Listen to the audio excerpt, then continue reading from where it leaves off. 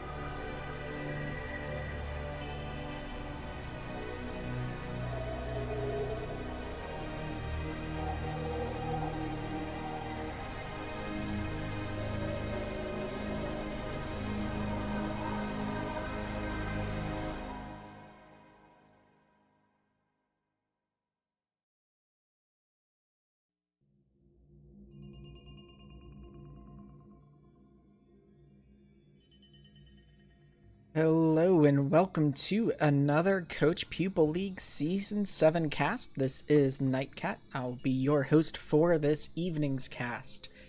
Today I think we have some pretty exciting matchups here. It's going to be pretty Terran heavy. Again, I did not pick that on purpose, but I think Tier 3 is seems to be pretty Terran heavy this season, at least based on the casts that I've grabbed and also the matches that I've played so far this season. Let's go ahead and take a look up at the matchups that we have here. So we are going to be watching Cheese Police versus Beach Buddies of StarCraft. This is Week 6 play. Week 7 actually just concluded today, which is the last regular season. So playoff stuff will start to be happening, but I think there's a week off between regular season and playoffs, if I'm not mistaken. I might be wrong on that, but that's how I think it works. But this is from Week 6, so this is not the most recent week. This is the one before that. So this is the Tier 3 between these two teams. We're going to have Nerfingen up against Anna Chan, Dada up against Fake Finn, Kolma up against Intion, Epinguino up against Zoe, Newbie Neve up against Task will be the final one. So we're going to have, the first one is going to be a mirror matchup, Terran versus Terran, and the second one will be a mirror matchup, Zerg versus Zerg. Then we're going to start having non-mirror matchups, so then it'll be Terran versus Zerg, Zerg versus Terran, and Terran versus Protoss. The map order for this week was Polypoid first, Polaris Rhapsody second, and then Ascension third. So, look, some pretty solid maps there. Well, I mean, I guess all of them are pretty solid, though I guess a lot of people might complain about Fighting Spirit still being in the map pool, but bygones be bygones, right? Let's go ahead and hop into the first game here, especially this first matchup being Terran versus Terran. Always the possibility that this runs long.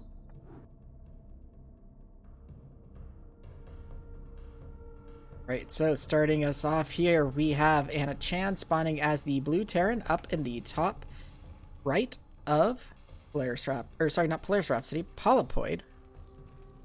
And then over in the top left, we have Nerfingen spawning as the red Terran. So Terran versus Terran, a lot of people like to call this TV torture. I really enjoy the matchup, but it, like, and that's not to say like I have some epiphany that other players don't have, or I enjoy it and others don't. No, I find it to be pretty fun because I really enjoy the aspects of what you kind of have to try and do in Terran versus Terran. And I can see how that could feel tedious to a lot of people and how other players may not find enjoyment in that. But personally, I like it a lot. Just the fact that, you're trying to, if you split the map, you're trying to, get like that even or one up split against your opponent, which can play out differently based on the map that you're on. Or if you can get that nice contain, you're trying to stop your opponent from breaking that contain in any way. And then if you're contained, how are you going to break out of it? It's just, to me, it feels like an exciting matchup. But the games do tend to run long, which I think is mainly where it gets that, like, sort of reputation for just being a really slow matchup. And maybe a little bit of misclicking there from Anna Chan trying to get that barracks placed, but goes ahead and gets it down. Actually, I think it, like, a little bit faster. When I first clicked over, it looked like it was almost the same time, but not quite the same time. Looks like gas going down, so we've got in-base barracks going on here from both players, gas going down, so it doesn't look like we have any sort of funny business coming down from either player. Nerfingen is sending out the scout already, so looks like going straight to the top right base, which is where Anna Chan is, so gonna go ahead and find that base. And the gas finishing a little bit faster, it looks like, as the gas collection. But the gas collection for Nerfingen is going faster because it looks like they got their workers on the gas a little faster, I would imagine. So Nerfingen does find where Anna Chan is. Now we're kind of waiting to see what the plan is. Nerfingen taking those workers off the gas, so looks like we're probably seeing that first factory get thrown down here. I'm going to probably see like a one factory fast expand. So far, no factory down just yet for Anna Chan, and actually the 3 workers still on gas. and went ahead and got rid of the scout. So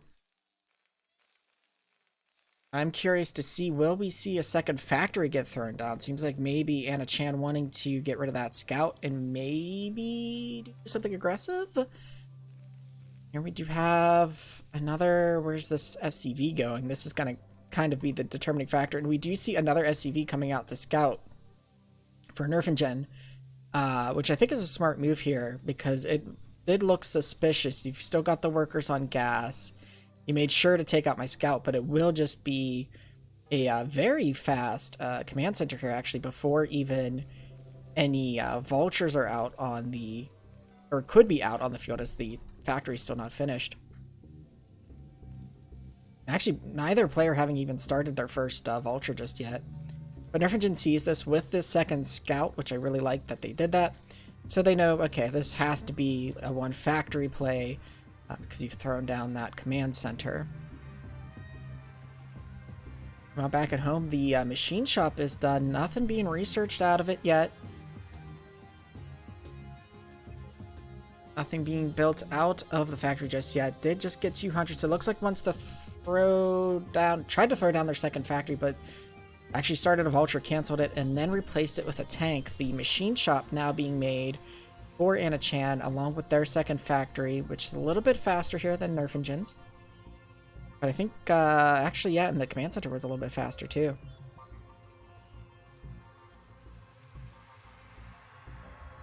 And actually, Anna Chan just now getting the scout off on Nerfingen here to see what they are up to.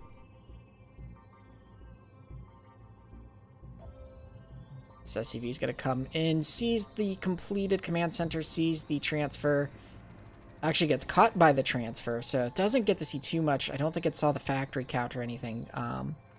But something that Nerfingen is doing that Anna Chan is not here is the floating barracks. So this floating barracks is going to get some scouting info for Nerfingen. Can't quite see those units there, but if anything does come along this top route, let's see if we can see that it is being repositioned a little bit. Going to go ahead and poke into the base here. Get a check on that factory count and see what's going on. Meanwhile, behind this, going ahead, getting their second factory of their own now. They are getting, both players actually are getting siege mode almost done with it.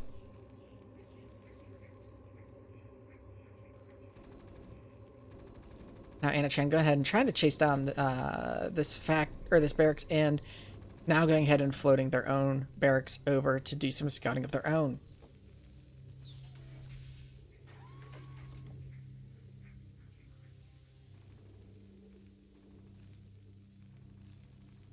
Both players kind of setting up their tanks on the high ground, though Anna is keeping theirs not sieged. Nerfingen has sieged theirs, but they only have one. They are going ahead and getting their third factory, though. So, looks like they're getting ready to sort of start macroing up, and Anna Chan is double producing tanks here. Whereas Nerfingen can only produce the one right now because they did only get the one machine shop, whereas Anna Chan did get two machine shops there and is now starting actually their fourth factory. I missed the third one here, but that looks a little oddly placed. I think units coming out of it are not going to be able to get out of this little section here. So hopefully Anna will be able to correct that pretty quickly there. We actually have Nerfingen going up to 4 factories as well. Armories, double armories being started for Anna Chan, maybe looking to do double upgrades. Really, both players are just kind of giving each other a lot of space to do what they want. Neither player looking to really apply pressure to the other. They're just sort of, you know, got their game plans and are currently executing those game plans. And this barracks is gonna, with only the one Marine, gonna be able to float in here, see this equal tank count, or equal factory count rather. 2 armories are done. Nerfingen had got just 1 armory for right now, and really the vehicle weapon upgrade is the most important one in like a ground war TVT. Because that, I forget if it's level, I think it's level 2 tanks can kill other tanks in one less hit when they're sieged. I want to say it's at level 2 when that happens, but I might be off on that. But plating doesn't help that at all in tank versus tank. It will help like in other matchups of the Terran units, but in tank versus tank, plating's not going to cut down the number of shots that it will take. Or sorry, increase the number of shots it'll take for your tanks to get killed. Both armories, though, are spinning now. And, yep, I was looking to see that, expecting to see that starport start to throw down for that level 2 upgrade. Level 1 is almost done here for Nerf and Jin. And looks like they are actually starting the command center for their 3rd.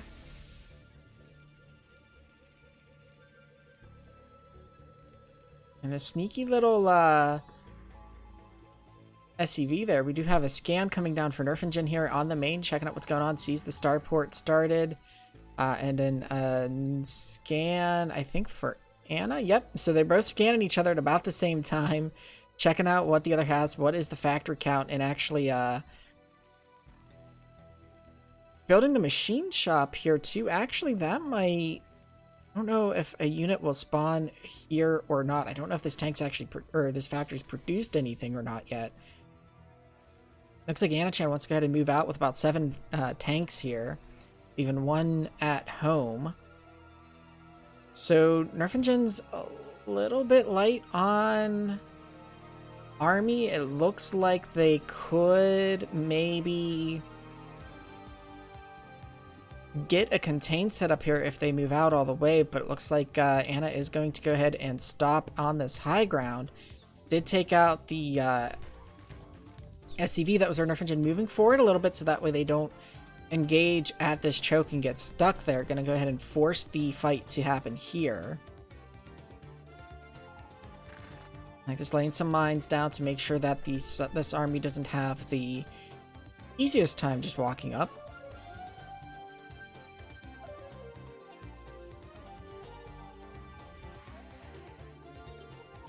Got scans coming down from both players here, just checking out, at least I imagine from both players here, checking out what they are doing. Looks like the second command center does not have a comsat just yet for Anna, and now we do have the command center for Nerf and Jin going ahead and floating down to go ahead and take that 3rd.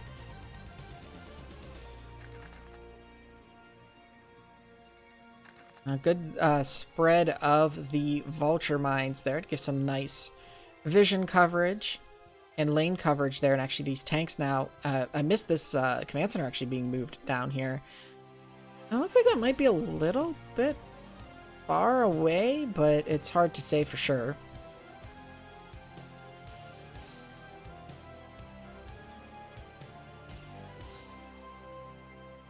Actually, that might be right. If anything, it's maybe 1 build tile down too far. But I think that might be right. No, because that looks a lot closer. I think this... either this is playing tricks with my mind, or it's down 1 more than it should be. Either way, though.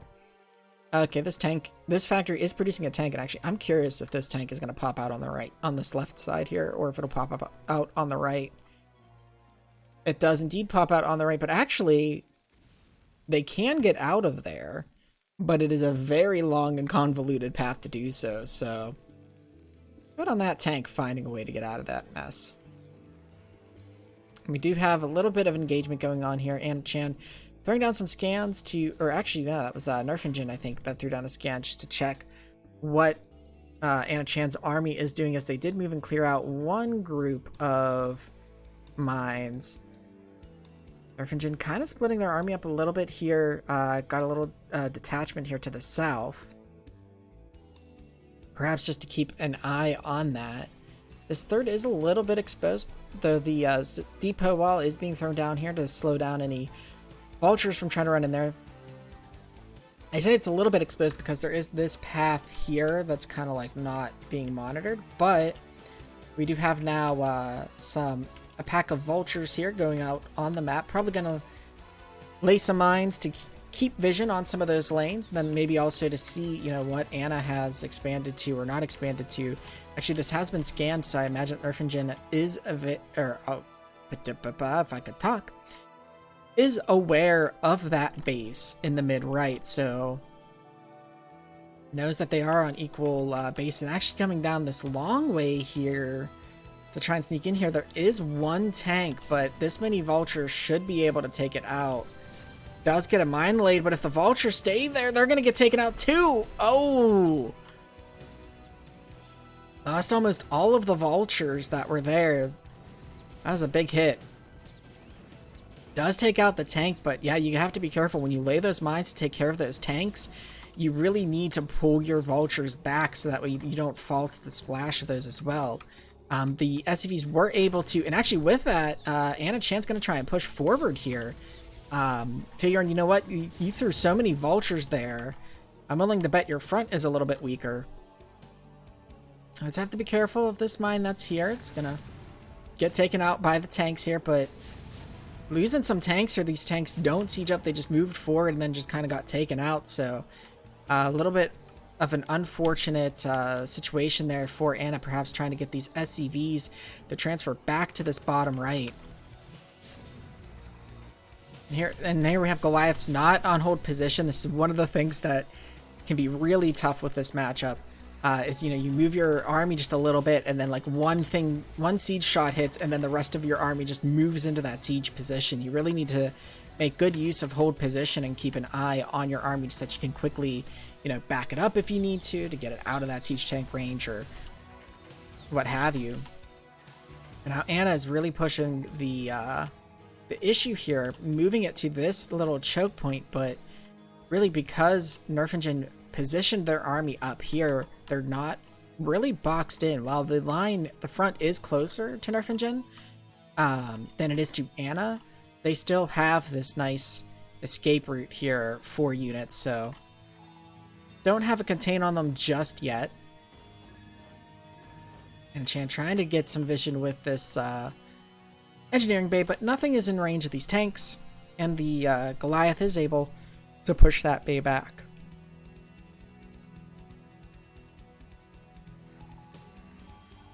So we have some scans coming down here from Nerfingen, it looks like. Just checking out that bottom right to see anything, if there's any expansion happening down there for Anna Chan. This poor SCV got stuck out. Oh no, it didn't get stuck outside the wall. Okay, this one's actually, or no, it did. I thought maybe it was going down to like throw down another expansion, but it looks like Anna losing a few more tanks again, trying to get their tanks positioned a little bit closer, but yeah, just not going to quite be able to do that with those there. And really floating a lot of resources as well. Looks like actually, oh, we're getting battle cruisers. 3 base battle cruisers is... Oh, and we have a physics lab here, but we are getting wraiths. Okay. 3 base battle cruisers is so gas heavy. Like, oh no, the vultures. The pathing just throwing a large chunk of those vultures away. A bit unfortunate to see. But trying to... Where are these vultures going? I thought maybe to the third, but no, they're coming actually into the natural here. There's still this one tank up on the high ground that's going to cause some problems, but... Vultures not laying their mines. And now we do have the first battle cruisers coming out, but they're not upgraded. Oh, and a couple of battle cruisers taking shots of their own Goliaths. You don't want to see that. But now full Goliath production coming out. And actually, I think this was scanned by Nerfingen, and that's why they started their Wraith production here. So, Anna Chan's gonna try and get these battle cruisers to join up with the tanks and sort of try to push this back. But, you know, with the Wraiths and the Goliaths, I don't think it's gonna be an easy time for them. And we can sort of see the impact on the gas, right? Because Anna Chan's now at about 500 gas. Nerfingen has about double that. And Anna Chan only has the 4 battle cruisers here, which got a little bit separated there from those vultures that ran into the natural and main.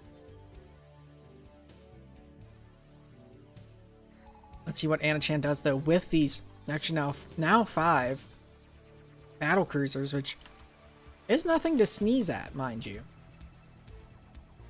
But, where's the rest of the Wraiths? Okay. Nerfingen gonna try and cloak here and get some shots off on these battle cruisers. We'll see how fast Anna can respond. There's the scan from Anna. These Wraiths need to pull back.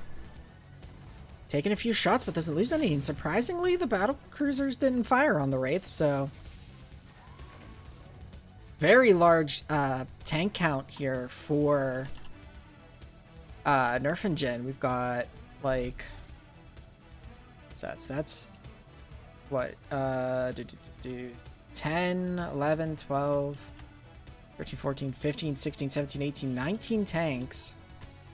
It's a good number of tanks here, too, for Anna Chan. Can't quite count because the battle cruisers are over top of this one battle cruiser, just down to 20 health.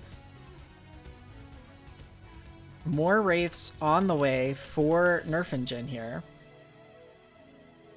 And I would feel like I would prefer to see these Wraiths stay with the main army. But they do have a pretty respectable Goliath count here.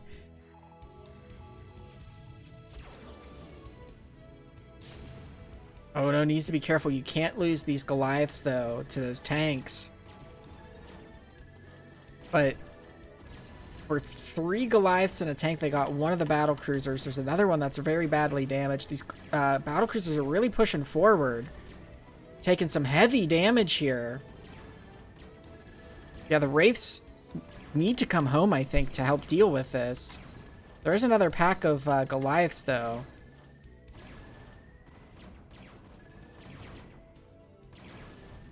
Actually, yeah, the Goliaths by themselves, okay, I guess the Wraiths aren't needed. Probably could have cut the losses, though, for Nerfingen, but yeah, forcing that, the one... So there were like 5 or 6 battle cruisers, and now there's just one. And this is one of the reasons why you don't...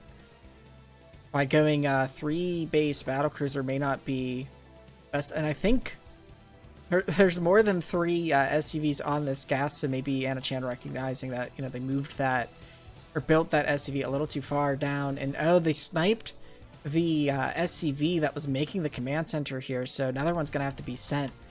We have another fresh round of battle cruisers coming out, but another fresh round of actually, I think there's like 2 rounds worth of Goliaths coming out for Nerfingen, so... But the way that those Goliaths pretty handily took care of the battle cruisers before, especially with the supply difference that we have here, I'm not too worried. And it looks like the Wraith's going down to the bottom right again. Right when it's looking like this battle cruiser group might try to move out. Having gathered above the tanks, but yeah, this is... does finish just in time. And yeah, yep, going ahead with the cloak now. Gonna go ahead and try and snipe that SCV, and then there's the scan, so gonna need to fall back with those Wraiths. 2 of them do manage to get out of there. But Nerfingen is at 200 here. Going ahead and getting at least one science vessel there, so they can... I don't know if EMP has been researched or not, but could EMP the battle cruisers to cut back on Yamato gun? Could, you know, defense matrix to sort of try and push into this?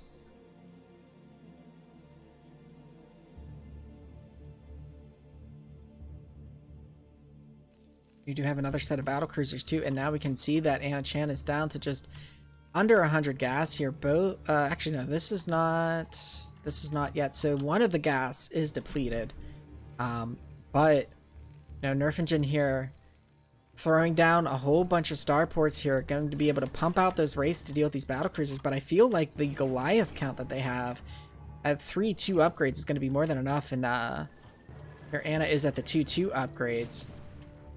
So trying to get to whittle these tank numbers a little bit. Does have to be careful though that those Goliaths don't get caught by the tanks. Yeah, that is a good sized battle cruiser force. I mean, you've got 10 of them, but they are such an investment where if they get taken out, it costs you so much money to get them, right?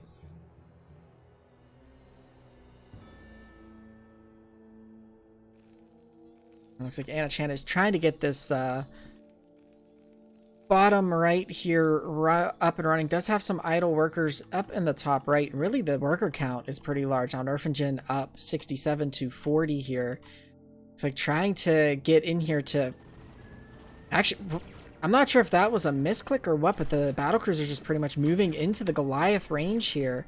There's a pack of Goliaths down to the south, though, that are not... Maybe a misclick by Nerfingen there, too. Those Goliaths just walking. Oh, wow, that is a turn of events. The Goliaths, like, just stopped firing on the battlecruisers. And then the battlecruisers moving as well. Allowing free shots by the Goliaths here, but Nerfingen's going to have to go ahead and give this position up here.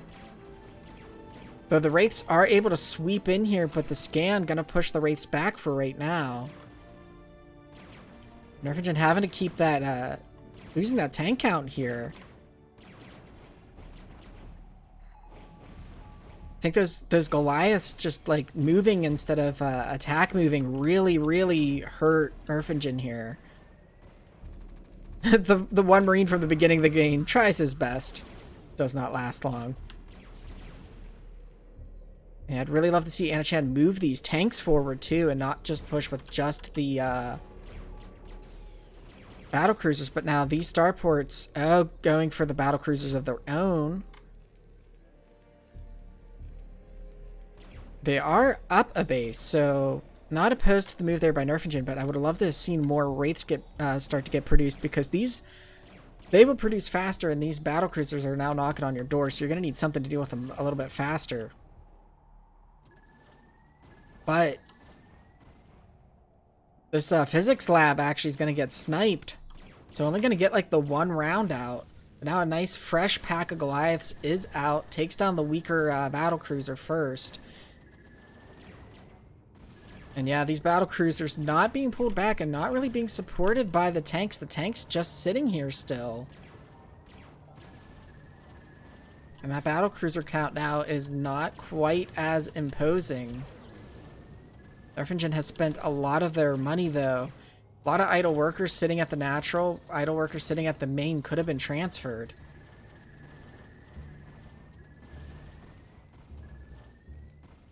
And the Goliaths are going to go ahead and repel these battlecruisers, but Anachan now actually looking a bit nicer in terms of the money that they have banked up here.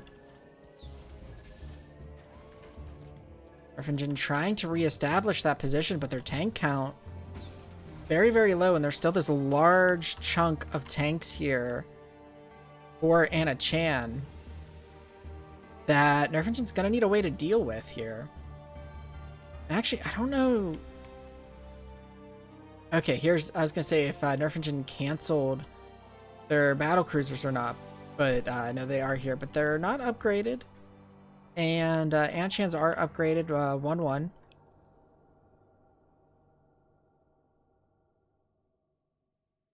And we have some more Goliaths coming down here, and I'm kind of wandering into range of the tanks. Need to be very careful of that. I'm not sure if Charon boosters was upgraded for these Goliaths. I hope it was.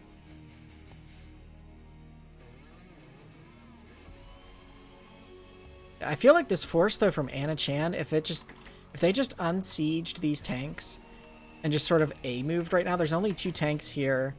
There's one up on the high ground. I feel like a good contain could be set up a lot closer, and then these expansions could be, you know, at risk of being cleaned up.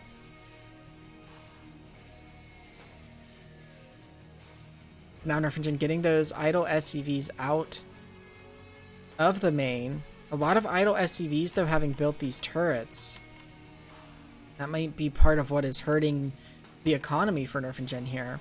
Also producing, actually now, Anachan producing 4 battlecruisers here. Nerfingen recognizing that they needed to get their tank count up. They produce a few more. And now Anachan is going to go ahead and try to move some of these tanks around a bit, it looks like. There are 2 tanks here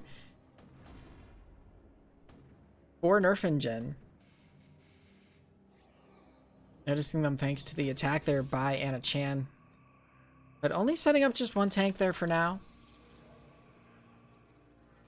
Looks like we're going to see another poke attempt with these battle cruisers. No repair on them, unfortunately, so a few of them are pretty low, but it does look to be like a pack of 12 now. The tanks have unsieged, which is actually letting a couple of Goliaths get closer there. But the Goliaths are not fighting together. They're just sort of being pulled one at a time here. Now they're being grouped together. And the tanks of Anna-chan are looking to move closer here. So Anna-chan trying to use those tanks as cover for the battle cruisers.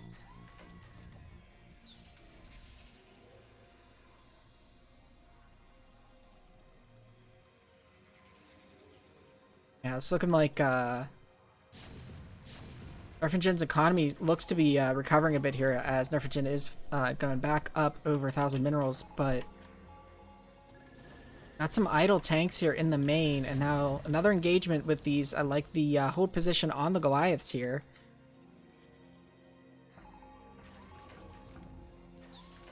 Both players also expanding down along the bottom of the map here. Oh no! Nerfingen Yamato guns their own battle cruiser. Oh, you don't want to see that. That battle cruiser stood no chance. Oh, that is very, very unfortunate there for Nerfingen. And really, it's like, where is the army of Nerfingen? They were looking at a very strong position at one point, but now they have, like, no army, like nothing in production, just 2 turrets here.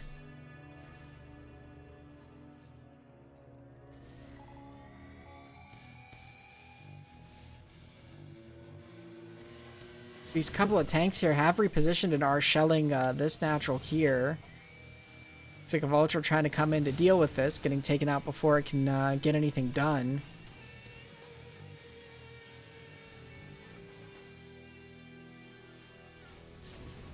These turrets finally getting new SCVs to work on them here. The Goliath, and now we do have another a round of production going on for Nerfingen, so another group of battle cruisers starting to be made. I think down, yeah, at this bottom left base. A bit of a misclick, perhaps, queuing on the 1-star port, the other star port not being active here. Yamato's being thrown down by Anna-chan to take out these battle cruisers.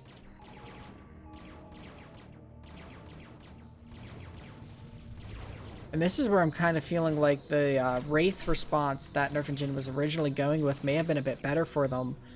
Anna-chan able to sort of lure those battle cruisers into a fight using Yamato. And then, you know, cleaning them up. And now should pretty much be able to A-move here. They bring their tanks along, would be even more powerful.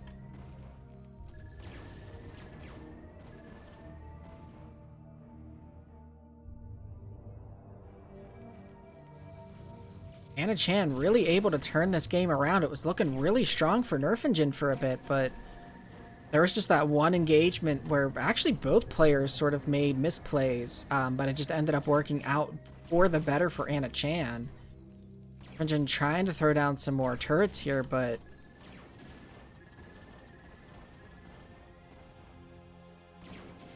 it's not quite able to get them down in time before the battlecruisers are able to clean it up.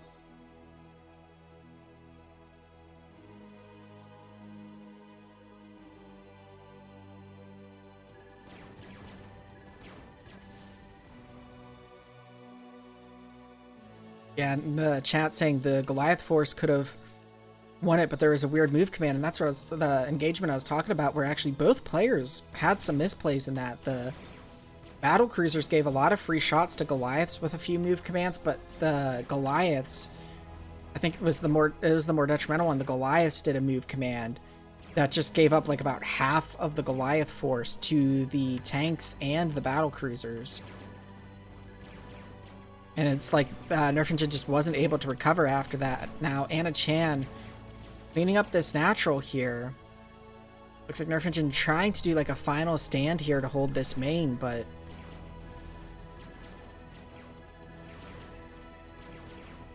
trying to build up their own battlecruiser numbers, but I don't think they're really going to be able to at this point.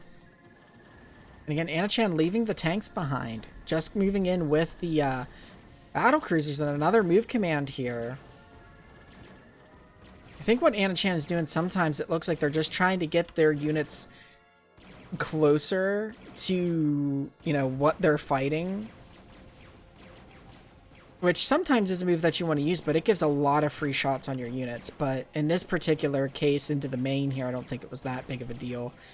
Battle cruisers are a little worse for wear, but ultimately, you know, this main is going to be abandoned. Nerfingen's going to go ahead and lift all their production facilities here and maybe try to run them out, but still continuing to produce the battle cruisers here.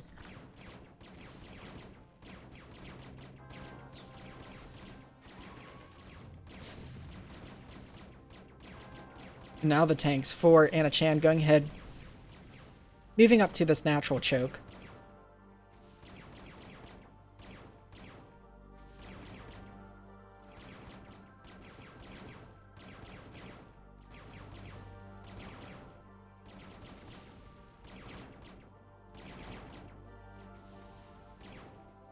Oh, actually, meanwhile, there's been a counterattack by Nerfingen. I just noticed these red dots on the minimap here. Moving into the main of Anna Chan, where there doesn't seem to be anything to defend, so in some ways this is kind of turning into a little base race here, but we do have 5 battle cruisers coming back here. There's actually more battle cruisers for Nerfingen than Anna Chan, but Nerfingen's not looking at these battle cruisers. And so Anna Chan's are being a lot more effective in this fight. And I don't know if Nerfingen ever got Yamato, because I don't think I've... No, wait, he did. Or they did, because they did Yamato their own battlecruiser. That's right. Now, there's 2 more joining in the fight here. But I think Anna is going to be able to defend this. Their battlecruisers are upgraded, while Nerfingen's is not. So yeah, they're able to get the battle cruisers down a little bit faster. A couple of Yamatos coming down here. And then the rest of the fleet coming in here to clean this up, so... Good attempt at a counterattack there by Nerfingen. Did some damage to the main here of Anna Chan, but... Got some more battle cruisers that were started before the supply block happened. Nerfingen trying to rebuild from this old main here. Trying to get the factory count back up. Trying to get... Actually, not really. Going back for battle cruiser production.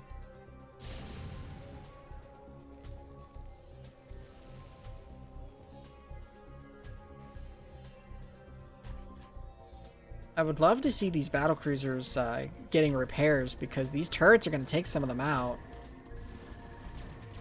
Especially with those move commands into the turrets.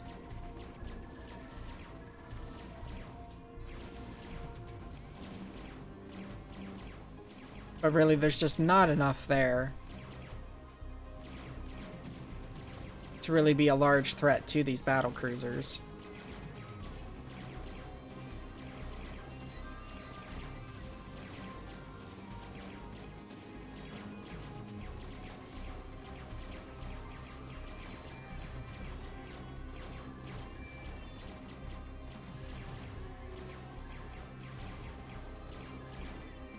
See which is the most healthy. This one looks pretty healthy. It's this one. Oh, it's this one up here. I was just gonna follow one out of this pack, but oh, this bottom right, which is like the last mining base for Anna Chan, actually got cleaned up here by a couple of battle cruisers. So Anna Chan's actually really low on minerals too. This game could still go either way. Especially these battle cruisers are not getting any repairs. They're pretty beat up.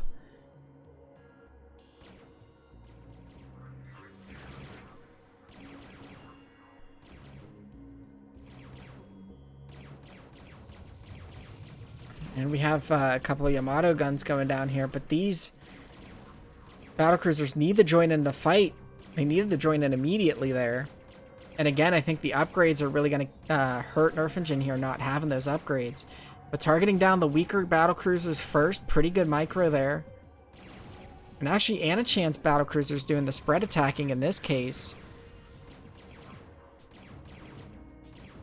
There are more reinforcements coming in for Anachan, so I think... Oh no, this is not attacking the weaker one now. So it was going well, quickly changed there for Nerfingen, but... Anna doesn't have any real active mining bases. I mean, there's a couple of mineral patches here at the natural, but...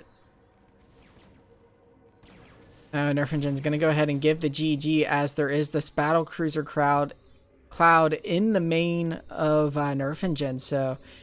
Good try there, clearing out the bottom right. Maybe, I don't think Nerfingen at this point really had a chance, so, you know, I think the GG was a good move there, but pretty close game overall between these two. But Anachan's going to go ahead and go up 1-0 in this series, and we'll go ahead and get the second game between these two loaded up.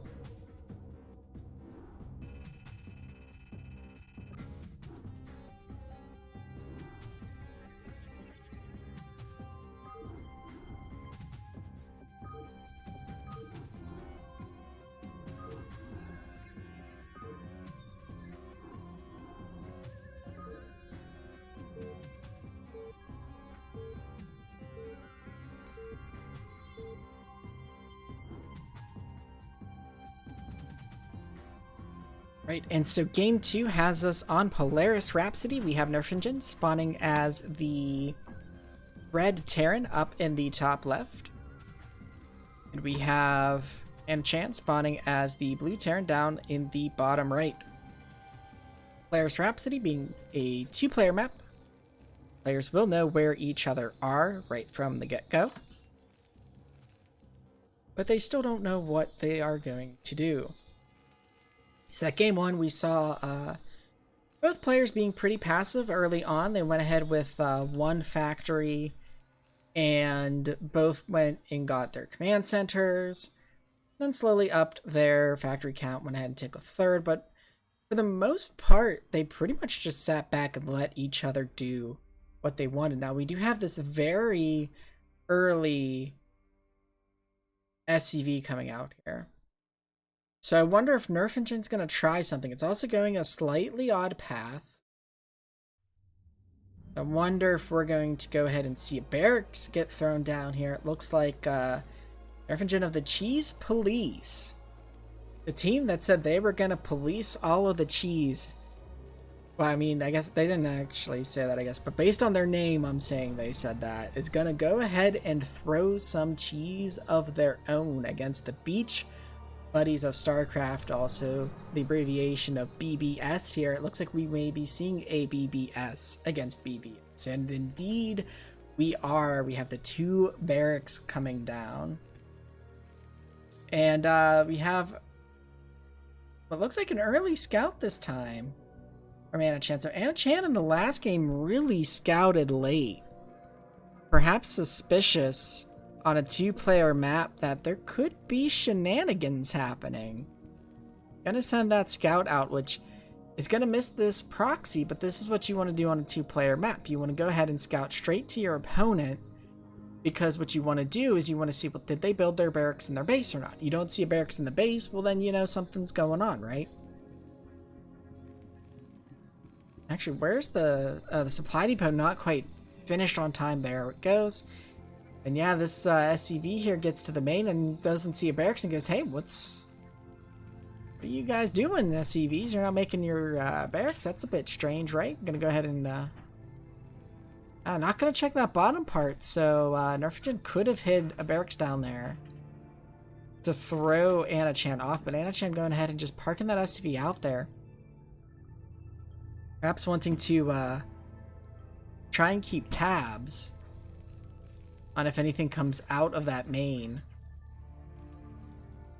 And now his second SCV coming out. And it just misses the Marines and the SCVs here. And yeah, Anna knows what's up. Already throwing down a bunker.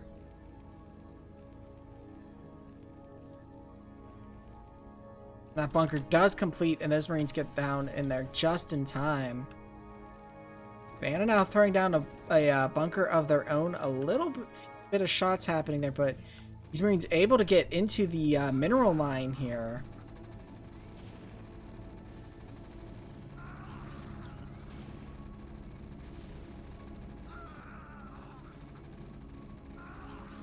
Now Anna trying, or sorry, Nerfingen canceling the first bunker and trying to throw down a second one, but the Marines walking around end up getting cleaned up. And so Anna able to handle this pretty well. Went and got their own second factory, or sorry, barracks. Actually got an academy. I'm just too bad for this game. GG. Aw, that's not the case, Nerfingen. I think that was a good try at the BBS, and you also had a very good first game there. But Anna is going to take the series 2-0. Nice quick TVT game 2 there. And we will go ahead and get into our next matchup of today, which is going to be Dada Zerg versus Fake Finn as Zerg. And actually, I'm going to... that was a nice long match one. I need to refresh my drink really quick. So let me get the replay loaded up here. And before we jump into game 1 of the Zerg vs. Zerg, I'm going to go ahead and refresh my drink, so I will be right back.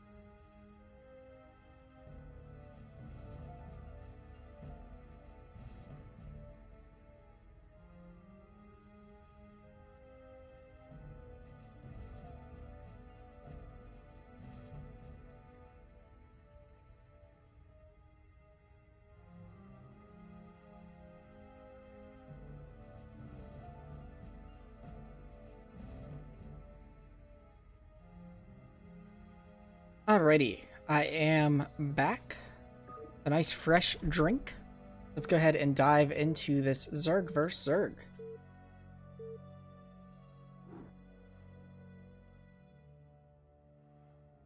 So spawning in the bottom right of Polypoid, we have Dada as the blue Zerg. And over in the bottom left, we have Fake Fin spawning as the red Zerg. And also using the tag red. I don't know if that is... Oh, actually, wait. If I... Oh, they went red and blue. And the top versus bottom.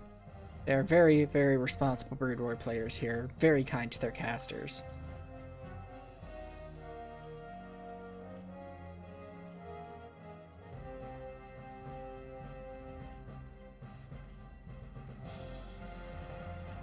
And so, as with normal with mirror matchups, we're going to be kind of watching to see where they sort of deviate in what they're doing.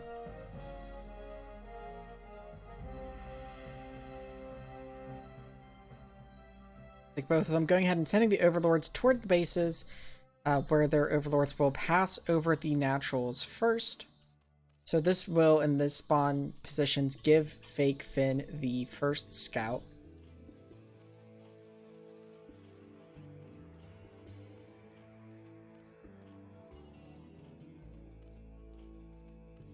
So there's a question in the chat regarding sort of how the race selection works for each matchup. Yeah, so you are designated to play a particular race each week.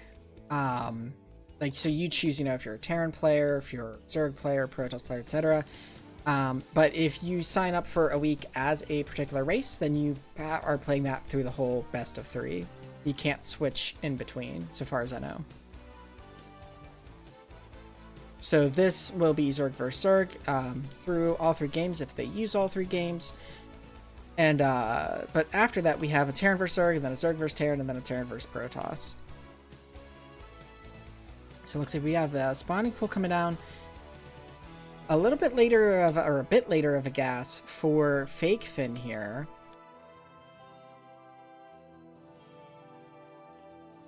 Now there's drones being sent onto the gas there.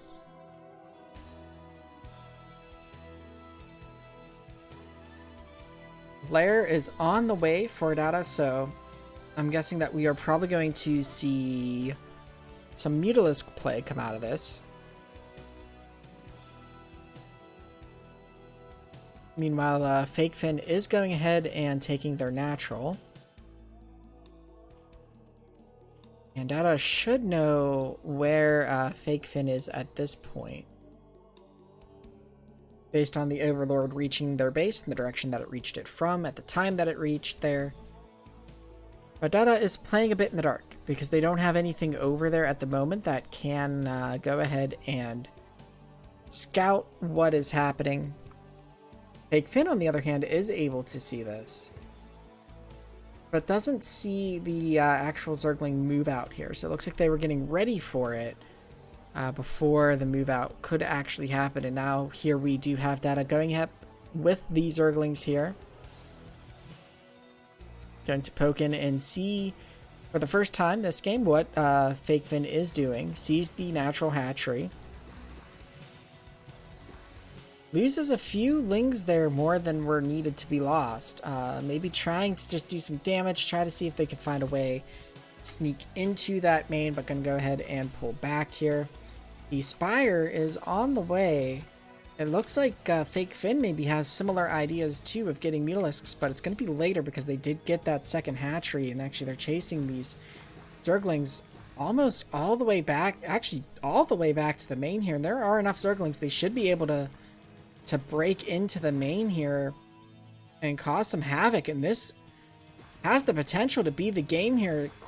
Creep calling does finish. These drones need to be pulled, but you need to keep them alive too. You need the Sunken Colony to finish here.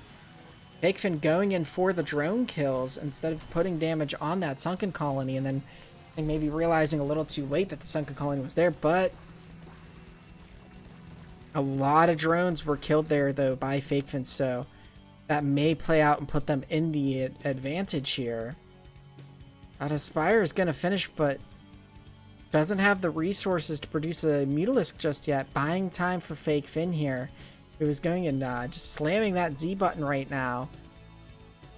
Could throw down a Spire of their own, but not doing so just yet. And Fake Fin Data trying to keep this Sunken Colony alive. Its life is so low. It's down to 11 life. Oh, and that Zergling just barely takes it out, but a Mutalisk is about to hatch, and Fake Fin doesn't have an answer to it.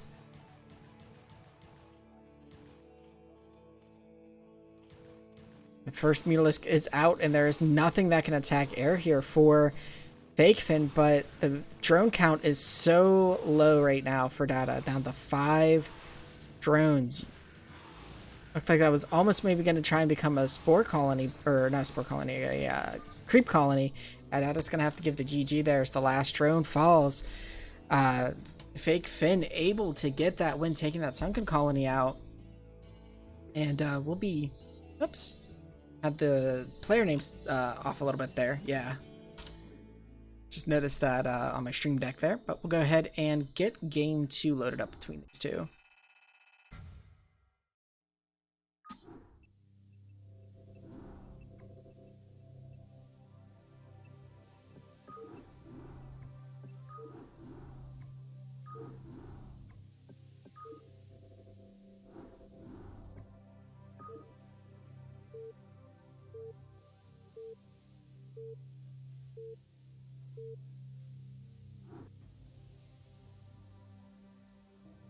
Right, so game 2 has us again on Polaris Rhapsody. We have Data spawning as the blue Zerg up in the top left.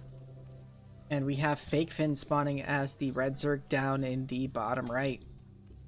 And I have no idea if I'm on the top versus bottom colors or normal player colors because they played as the colors that that they got with top versus bottom too. So nothing's flipping around, nothing's changing when I hit Shift Tab. It'll be an adventure when we get to the 3rd series as to if we are on normal colors or top versus bottom colors. So there's some very nice Zergling play there from Fake Fin in that game 1. Dada did get the faster Mutalisk and got 2 out, but just wasn't able to keep drones alive and keep that that main alive long enough for those Mutalisks to really pay off and keep them in the game. And Fake Fin was working their way, it looked like, 2 Mutalisks, but I don't think they ever actually started their Spire, and they didn't have an Evo chamber, so they could have been in some trouble had a few of those Zergling exchanges gone a little bit differently than it did. But in the end, it ended up paying off for them. This drone here was doing a little dance. Its last dance as a drone before morphing into a Zerg hatchery. So Data looking to maybe fool, going with a double gas trick, I think, here. I think they did that before that hatchery, I'm not sure.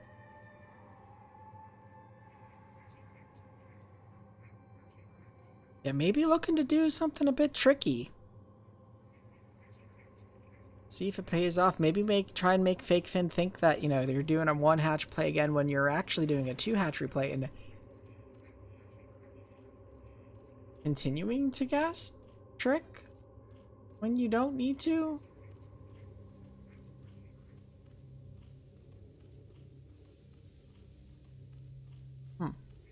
Going ahead and throwing down the spawning pool now.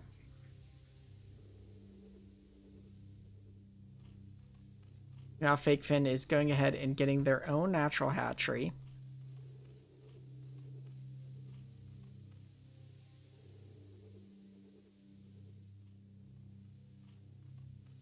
As opposed to like a natural hatchery in the opponent's base.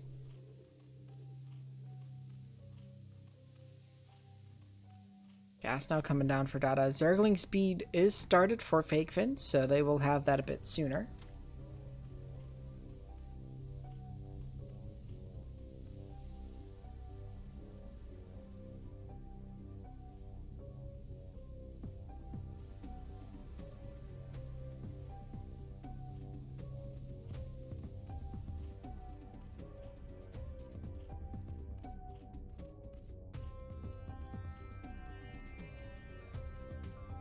Zerglings on the way for data, but no pressure coming out of FakeFin just yet. Sees the natural hatchery, so knows that it's going to be 2-hatch versus 2-hatch, but FakeFin could see... Oops. It's FakeFin see. FakeFin does see the creep here, so they should know that this is a 2-hatchery play. There's a large amount of Zerglings, though, coming across the map. The question is, did FakeFin see those Zerglings with that Overlord, or did they miss that on the minimap?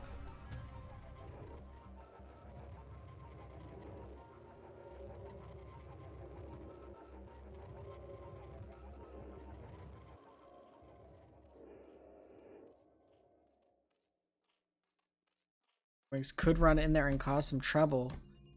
Only 2 more though, so really an engagement could go for either party or either player if they did want to get into some fisticuffs there.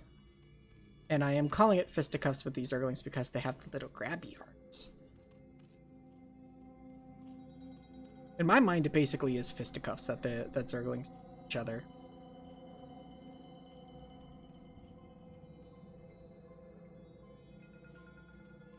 FakeFin is going to go ahead and throw down a creep colony of their own and probably get a sunken just to reinforce their defensive position here. But the Zergling count starting to look a bit low compared to Dada here. So 2 groups of Zerglings.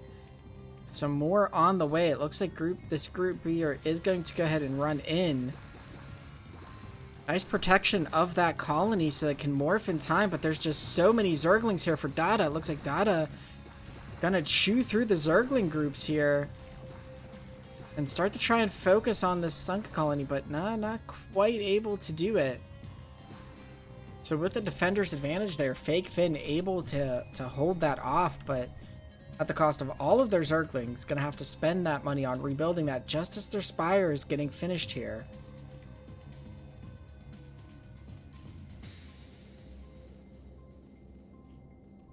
I feel like FakeFin would have preferred to have spent this larva minerals and well, they didn't spend any gas on the Zerglings, but they would have rather spent those minerals and that larva on Mutalisks. But being forced to spend it on Zerglings here, it looks like that is going to come in again, trying to get a very nice spread here. Very favorable engagement for Dada, and the Mutalisks not quite out. This is like a reversal of the last game. Mutalisks just now coming out. If FakeFin can keep their drones alive, Mutalisks trying to do what they can, but there's 3 hatcheries worth of and a hatchery morphing into a layer's worth of production of the Zerglings for Dada. This is not looking good here for FakeFin.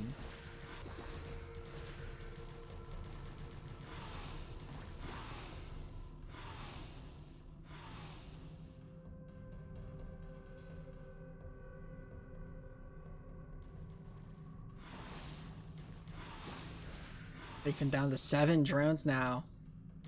Some more drones were hatched, but it looks like they went to the rally point, which is leaving them a bit exposed. That the Zerglings actually tried to run past, then recognizing, oh wait, there's some free drones here.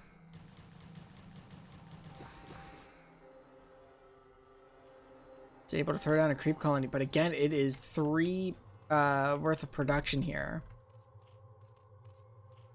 Dada continuing to gather gas, but doesn't really need to right now. Sticking with the Zerglings. FakeFin getting a moment to breathe here, but not for long as more Zerglings are pouring in here. Bypassing the natural now, entering into the main. Trying to make their way to the Zerglings. That spawning pool causing some problems, making them have to run around the minerals, but... And now here they're getting caught.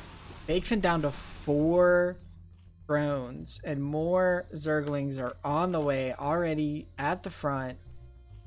They can easily run past that sunken colony. It is not looking good for FakeFin right now. It's running right past it, going for those drones at the natural. And actually, there's drones coming out of the main to the natural being pulled back. I think that might actually just be due to a rally point. FakeFin only 5 drones right now. And now another wave of Zerglings coming in for Dada. Let's trying to move up and go after these overlords here. The Zerglings are just going to run by, force those Mulisks to sort of just turn around.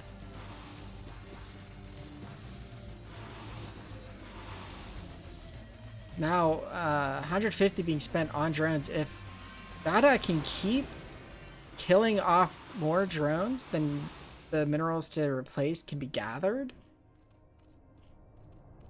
I would say that that is a pretty good position for Dada to be in, but now these Mulisks are maybe thinking about trying to move out, but they're afraid again, you know, if they do that, of those Zerglings running by, and they do happen to catch the small group of Zerglings that were just sitting outside of the natural. Now FakeFin targeting those overlords that have wandered down here to toward the enemy base. Dada has got their own Spire and are getting their own Mutalisk Cloud, which will actually be stronger than the cloud that FakeFin has here. So FakeFin trying to drone back up here, doing a good job of it, but it might just be a little too late, as these Mulisks are going to go ahead and try and march across the map here and just barely pass, but sees Dada's Mutalisks here. So we got a little Muta on Muta action. Dada pulling back the... Oh, FakeFin's flying right into the Scourge, though. The Scourge doing some damage, taking a few Mutalisks out. FakeFin does not really have the resources to replace losing like that, but we're back to actually Redfin up 1 drone compared to Dada's, so FakeFin doing a good job of coming back here on this, but oh, the Mutalisks getting caught on that move command, taking a lot of damage. And now Dada just moving in over top of the natural hatchery here, going to pick off these drones. Meanwhile, a couple of Zerglings are arriving, and there's no forces for Dada here to take care of this. Some more Overlords built, but there's no Mutalisks, there's no Zerglings, but there are less Mutalisks for Dada, or sorry, for FakeFin than there are for Dada. So Dada, this becomes a base race, I think will be in a favorable position to get the clear a bit faster.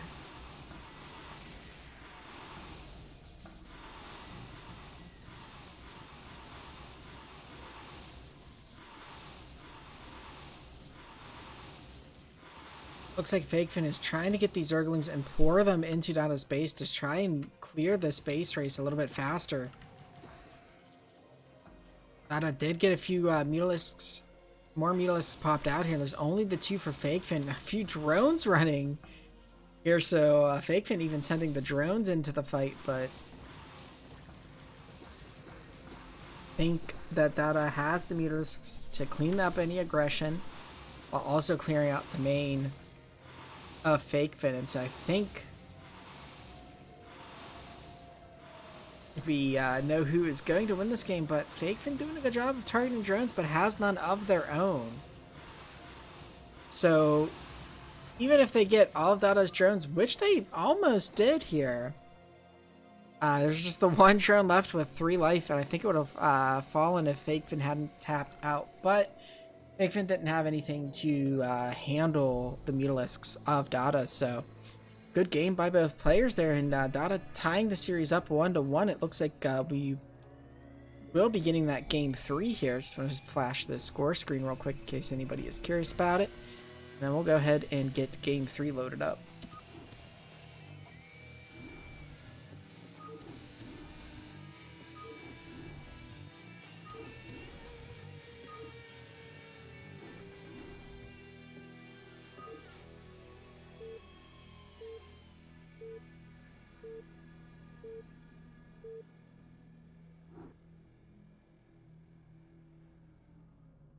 Alright, and so game 3 has us on Ascension.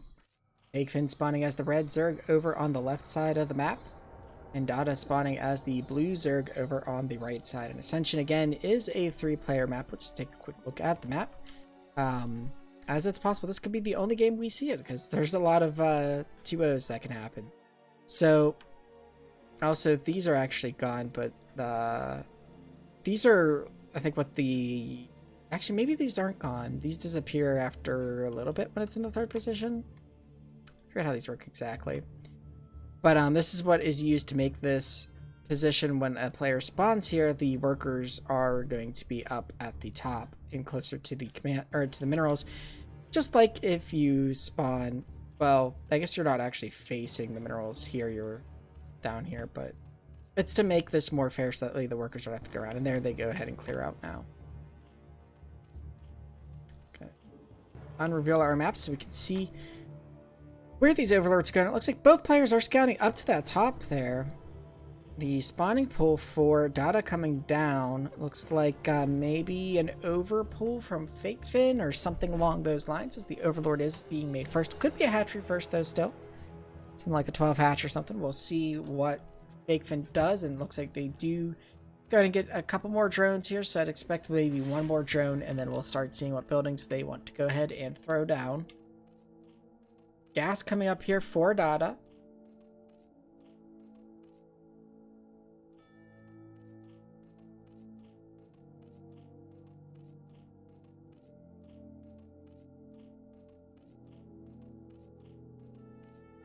It looks like actually it was a 12 pool, not a 12 hatch.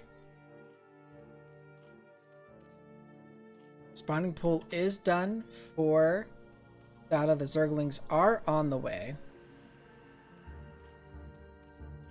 Spawning pool about halfway done for Fakefin. Fakefin going ahead and throwing down this natural hatchery here.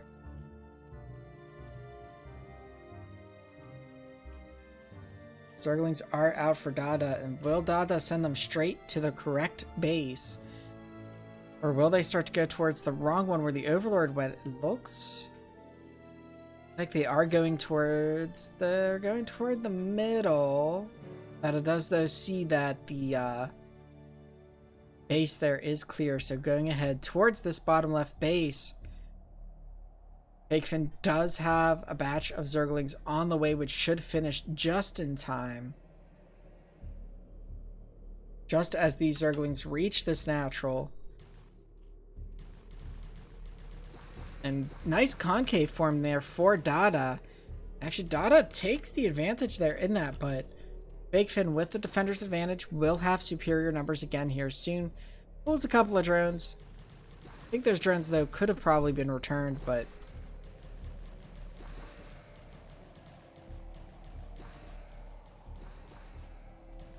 oh, there's one little Zergling that survived. Managed to get some shots off. Almost took a drone out, but not quite able to do so. But now Dada sending in another couple more Zerglings here. And these Zerglings for Fakefin are going to take a moment to finish. Fakefin needs to be careful that they don't really lose too many drones here. They are up by 2, but there's one drone.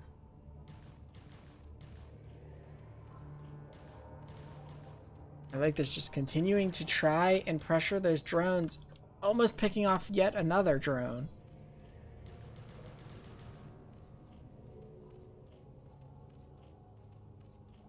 Quite able to get that, and looks like Dada is going ahead and getting an expansion behind this. Meanwhile, Fakefin is getting the lair, which has been seen. There is no gas collection. Just as I say that, of course, Dada's going to go ahead and throw some drones onto that gas collection.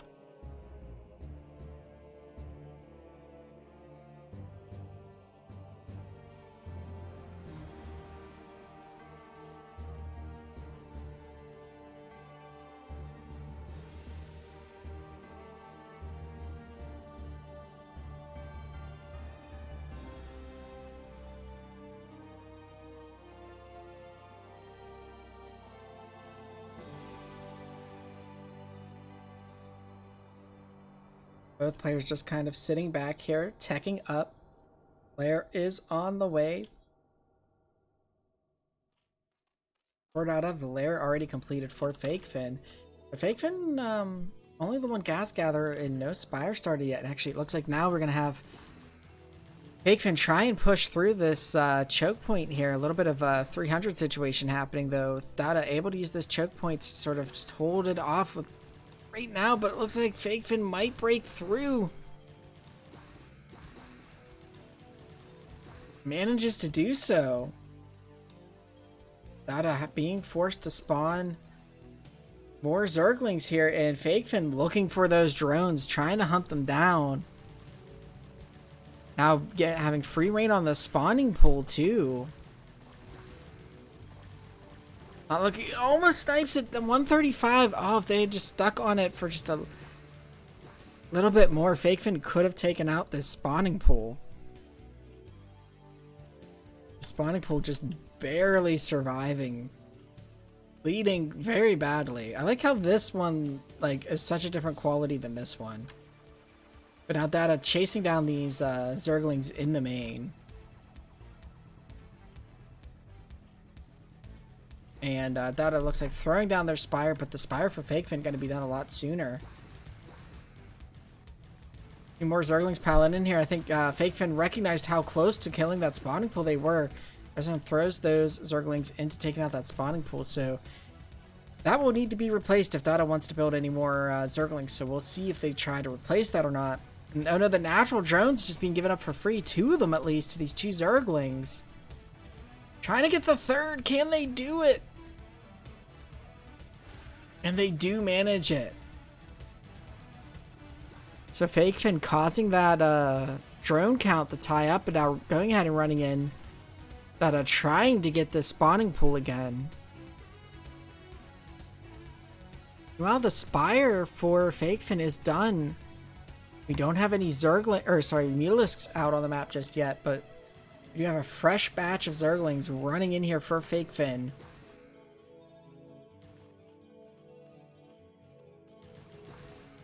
The spawning pool is not quite done yet, so Dada's going to need a really good trade here to buy time. Doesn't really get it looks like, and just more and more Zerglings. Fake Fin recognizing that they just need to flood Zerglings into this base here. A couple of creep colonies trying to go down, and Fake Fin again targeting the spawning pool, which if it falls, you're not going to get those creep colonies you wanted. Or sorry, those sunken colonies you wanted. The creep colony finishing, but and now trying to get a Mulisk out. Perhaps not knowing that Fake Fin actually has a Spire of their own. The drone countdown 210. And with that, Dada will give the good game. And the series will go to Fake Fin, Beach Buddies of StarCraft, putting the Beach Buddies StarCraft up 2-0 so far in their Tier 3 matchups.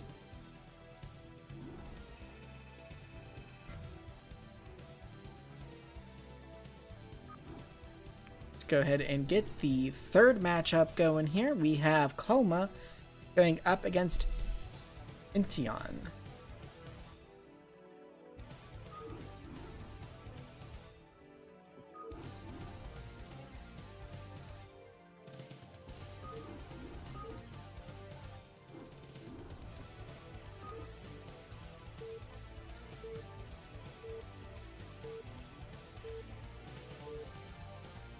This is where we found out if we were in top versus bottom or not.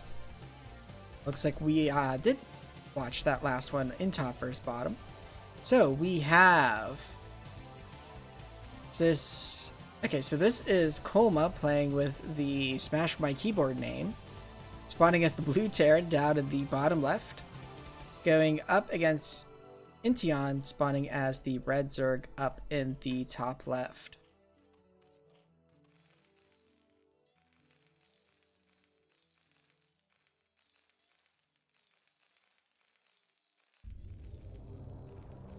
So we have a little bit of Terran versus Zerg here.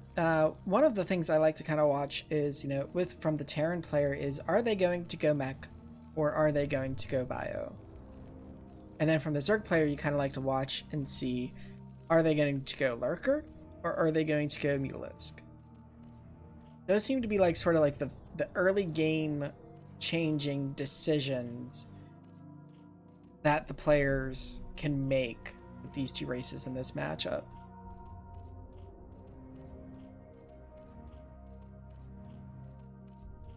I mean, there are other things like Zerg could do, like, you know, 4-pull or 5-pull or something like that. Could do Zergling all in. So yeah, those aren't the only two things, but for the most part, those are sort of like, I think, the two sort of, I guess you could say, metas that you see from players in these sort of matchups.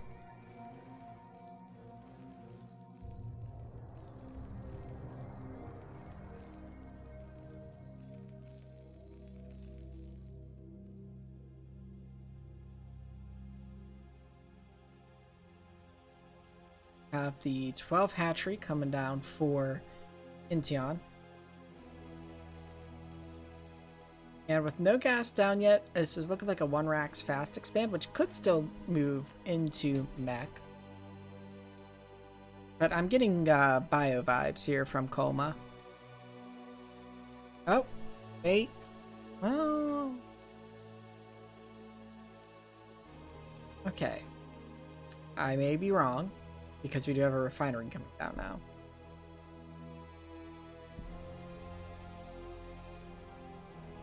No scout yet out of Colma, so this could be a little bit risky here. If Intion was going for any sort of like fast Zergling play, this could be a problem for, but Colma looks like they will be okay with this in the end. Actually, throwing 4 workers on the gas.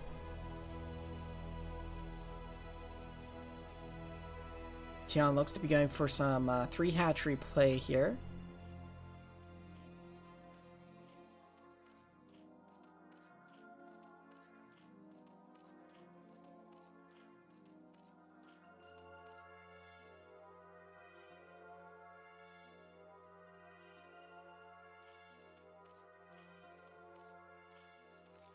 It's like a batch of Zerglings coming out for Intion. Oma has some Marines and should be safe from this, but they don't have anything forward scouting to see, you know, when are the Zerglings going to come to the base to know if they need to throw down a blocker. Throwing down a bunker over by the ramp that's pretty far back placed. I'd maybe like to see it a little bit more forwardly placed, but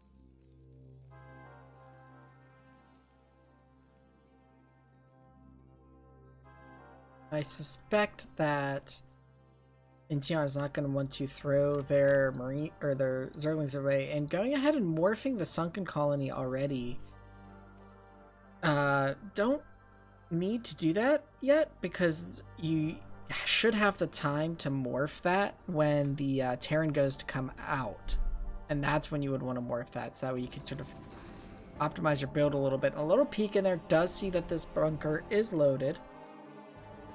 We don't have any command center yet, and actually we now have a factory and an academy, so I'm not sure exactly what Colma is going for here.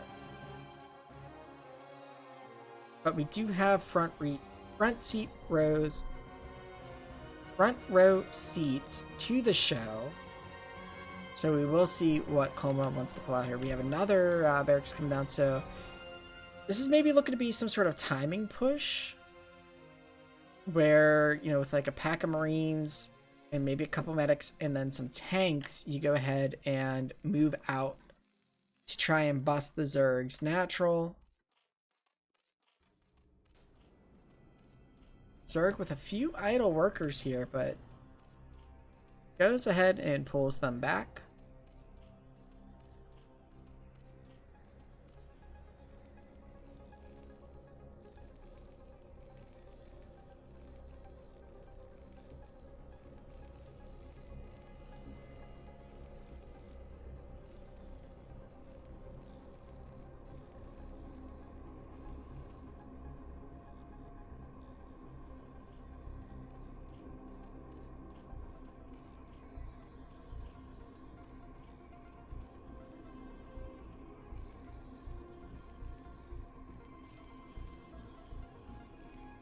No medics being made just yet. Stim is being researched though, so... Oh, okay, there's the medics being added into the queue here.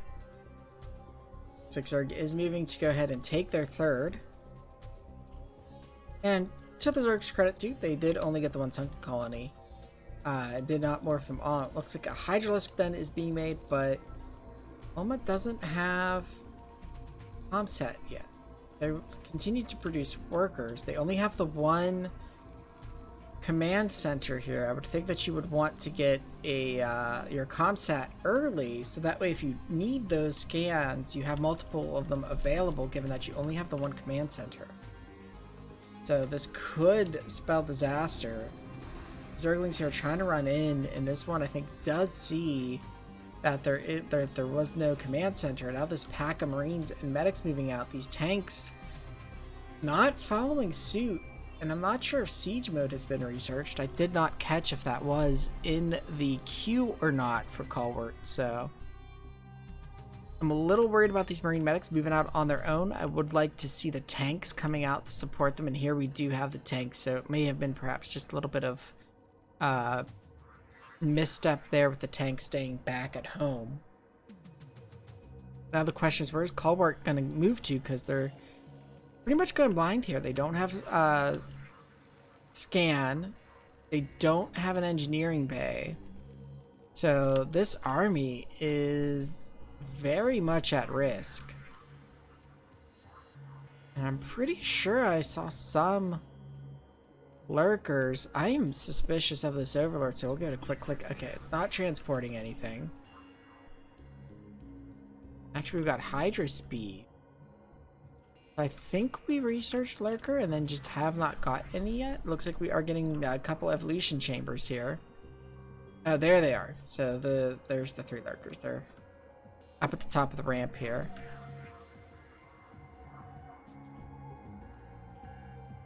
Hydra's starting to pull back here, but these tanks aren't going to really be able to do much on their own.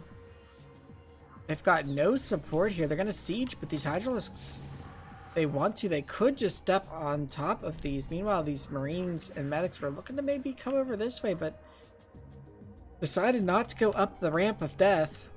And now these tanks really trying to push the situation with no support, but Intion is going to just fall back here and allow these tanks some free shots on these Sunkens. I feel like in the first engagement, if the Hydralisk had just pounced on top of the tanks, Intion would be in a lot better position without having this natural get busted, and now these lurkers are going to go down, and there's no detection for the Terran player. Splash damage helping to take out a couple of the lurkers, but... And now the Hydra's just able to get into position to do some damage. These lurkers coming up from behind. Yeah, the Terran push being eliminated here, and perhaps a little bit of an issue here with these Marine medics here blocking this ramp. Not able to get those tanks down. And Colma looking to be in some serious trouble here. Losing that push, not breaking the natural, is going to put Intion in a very, very strong position here.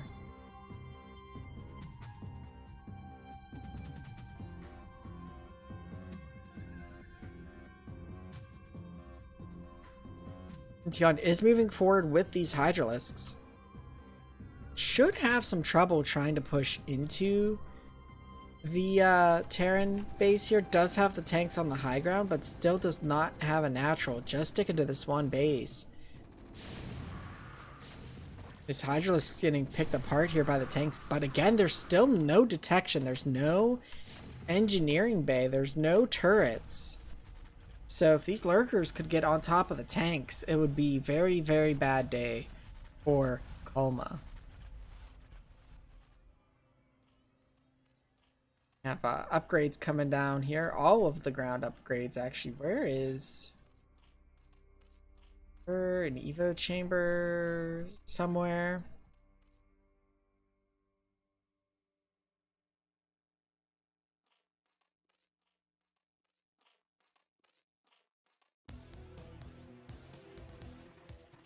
Not sure Maybe I saw the upgrades. I thought I saw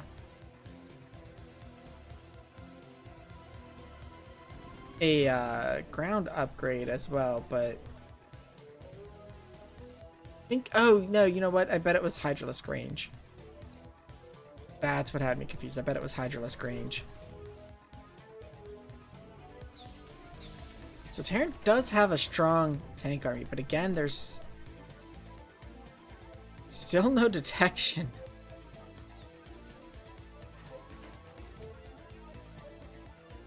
Which really has me worried here for Kolma. You, more Hydralisks morphing into lurkers here.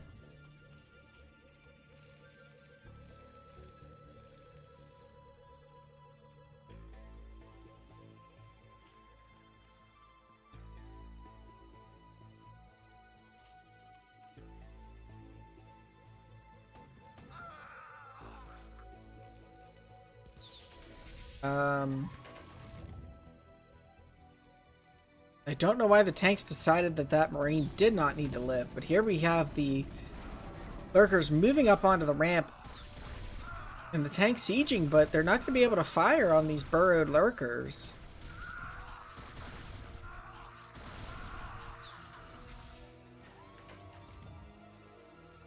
But the lurkers I don't think are going to be able to really push up here in these numbers either, because there's just so many tanks here.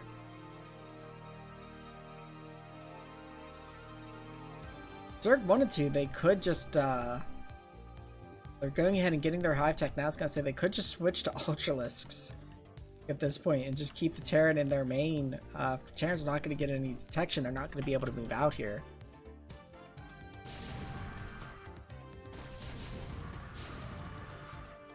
Some lurkers taking some shots because of the Hydralisks there. And yeah, they're moving in here, and they really don't need to, but they are going to get some shots on these tanks at least. And really just like one lurker there is all they really needed to get landed, just because, again, there's still no detection. Now we do have a comsat coming down here for Kolma, so... But it's like, it's so late, and also it's just one, because they're on the one base, so they're not going to be able to like have a large number of scans available very quickly. And here we actually are lifting the barracks, going to use it as a spotter, I believe. So it is going to go ahead and take some damage here. So actually I'm not sure where it's going. Now those lurkers being taken out. This Hydralisk's happy to get some free shots on this. And now these Hydralisks are going to be lured by these tanks.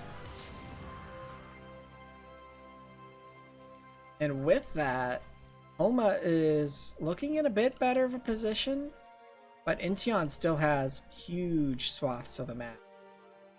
So we'll see what Kolma is able to do with this large tank count that they've managed to accumulate. It's like they're going to try and move forward again, but they're going to bump into these Hydralisks while on siege, and if they do siege, there's no support, so the Hydralisks can just walk up on top of them. Almost like they did there.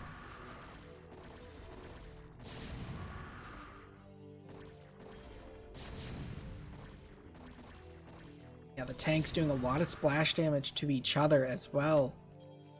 Really whittled down that tank force. Intion getting a lot of upgrades. Looks like we might be actually getting some queen upgrades. I get those for that spawn broodling to try and deal with the tanks.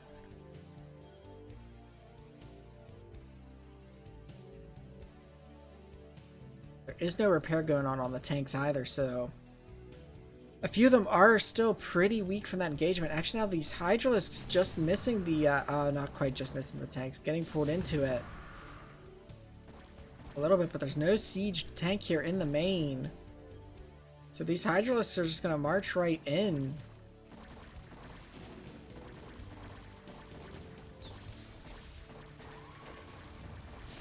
Taking out the one tank, and now the Hydra's actually with a high ground advantage against the tank, I think. Now the Zerg is gonna try and flood here with these Zerglings.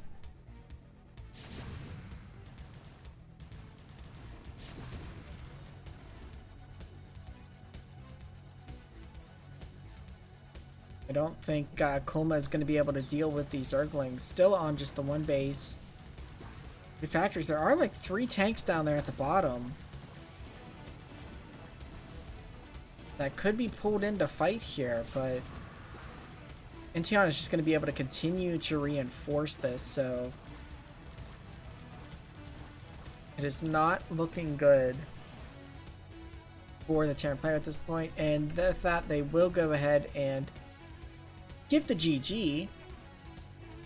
And so we will go ahead and load up game number 2 between these two, which again will be on Polaris Rhapsody.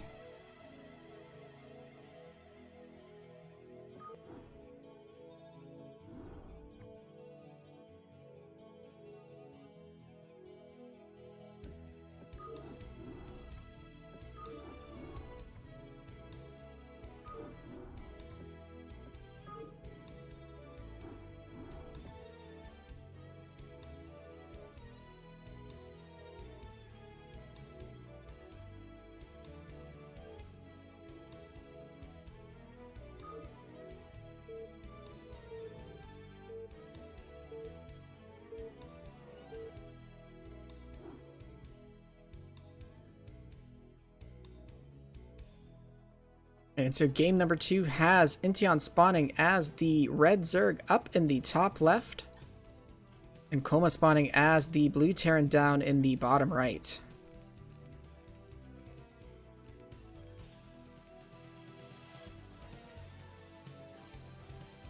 Hide the replay progress there. So we saw their Kulma running into some problems with the tanks not really being guarded, and also not really having detection for quite a long time against the lurkers. I wonder if Intion is going to go for something similar here with lurkers to try and see if Kulma has those same issues, or you know, if Kulma's going to, or Intion's maybe going to try and do something a little bit more pressure build, or what. We'll see. It looks like we're getting actually a 5 pool. So yeah, it looks like they are going to go ahead for some sneaky cheese here.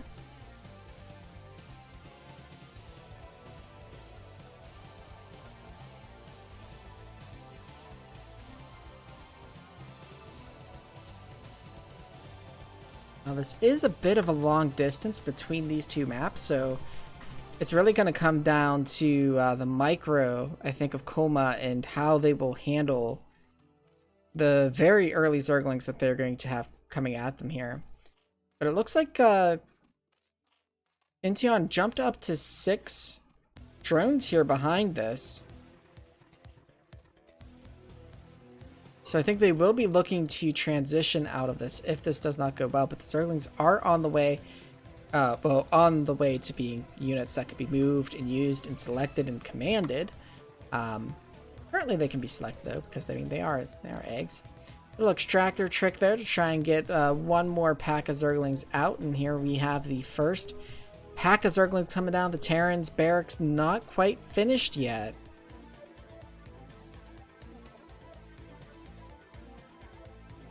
No scout out for Kulma. This is around the supply where you would want to throw that worker out there to scout. At around 12:13, and here the Zerglings are marching into or toward the main. Kulma none the wiser at the moment. Don't have a Marine started yet. This could be very, very bad for Kulma. Now the Zerglings are marching in just as that barracks starts to light up. They're going to go ahead and pick off the SCV at the supply depot, and then pick off the unfinished supply depot. I think that was actually a destroy and not a cancel. I'm trying with that Marine, but it gets surrounded by the Zerglings and picked off. No bunker started yet, so these Zerglings are pretty much free reign on this base, taking out the supply depot. And with that, we have a very, very quick game too. Intion taking the win with the 4 pull. And actually making it now 2-1 in favor of the Beach Buddies of StarCraft overall in this matchup.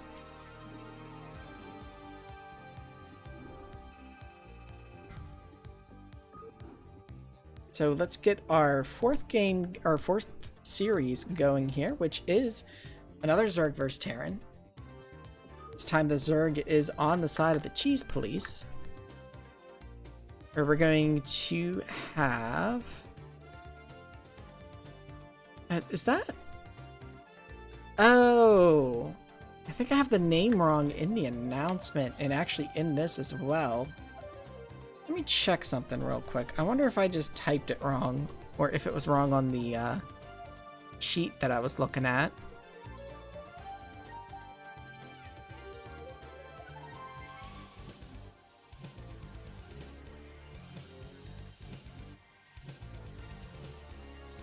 I think I most likely got it wrong, but I just want to check.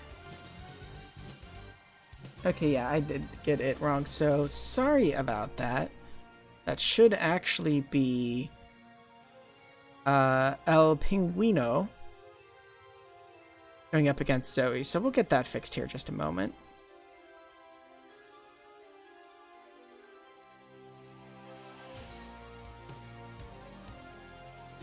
That I should be an L. There we go. I don't need to fix that once we get into the game as well.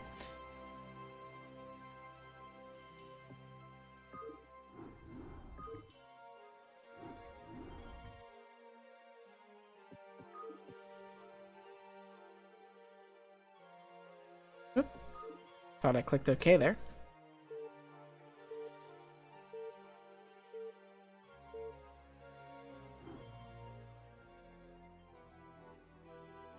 Alright, so we have spawning as the red Terran, Zoe, spawning in the top right of Polaris Rhapsody, or I keep wanting to call Polypoid Polaris Rhapsody today, and I don't know why. At least I'm getting top and bottom right for the positions today. We have Zoe as the red Terran, and the El Pinguino spawning as the blue Zerg up in the top left. Go ahead and correct that on the display here.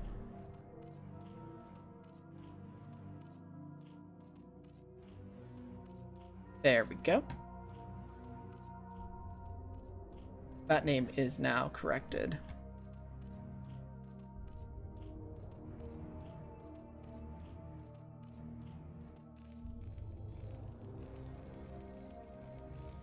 Our supply depot coming down for Zoe. El Pinguino is looks to be getting their Overlord, so I think we're gonna see, I mean, we could see an overpull, but we'll probably see either like a 12 pull or a 12 hatch, I'm thinking.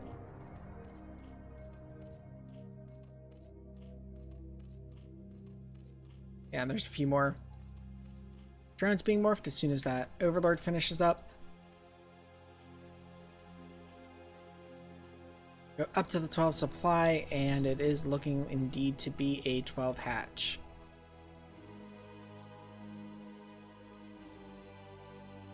While Terran here throwing down their first barracks.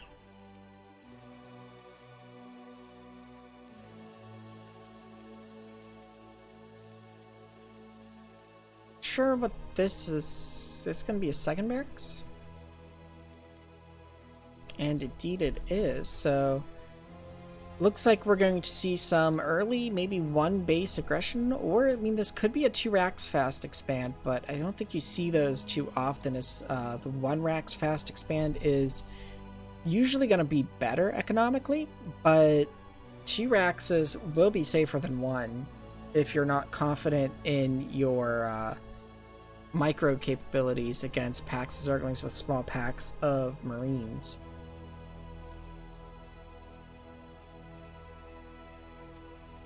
But I like this, going out with that second scout to make sure you find that Zerg and see what they're doing. Zerg gets in with the drone scout and sees the two barracks, So it will be interesting to see what decision they make, you know, or if they will change what they were planning on doing at all. Going ahead and retreating with the drone, pulling it back, has seen what it needs to see. Gas now coming down for Zoe, so I'm thinking this is going to be like some type of like early academy type of rush, I'm guessing.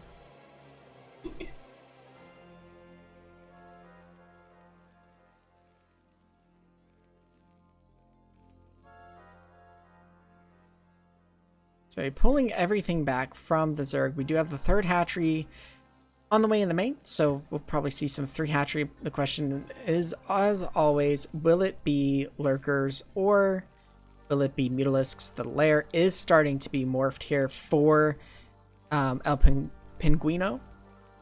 And meanwhile, the Terran player is getting their academy, getting a supply depot as well, trying to make sure they don't get that supply block happening, although it looks like they've kind of hit it for a short bit here.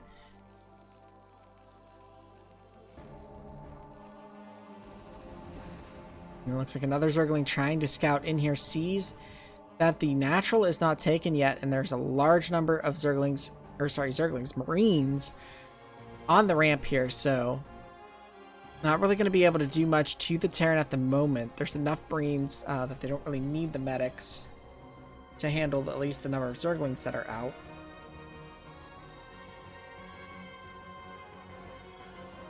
We have a third barracks coming down, so Zoe looking to be very aggressive here off this one base play.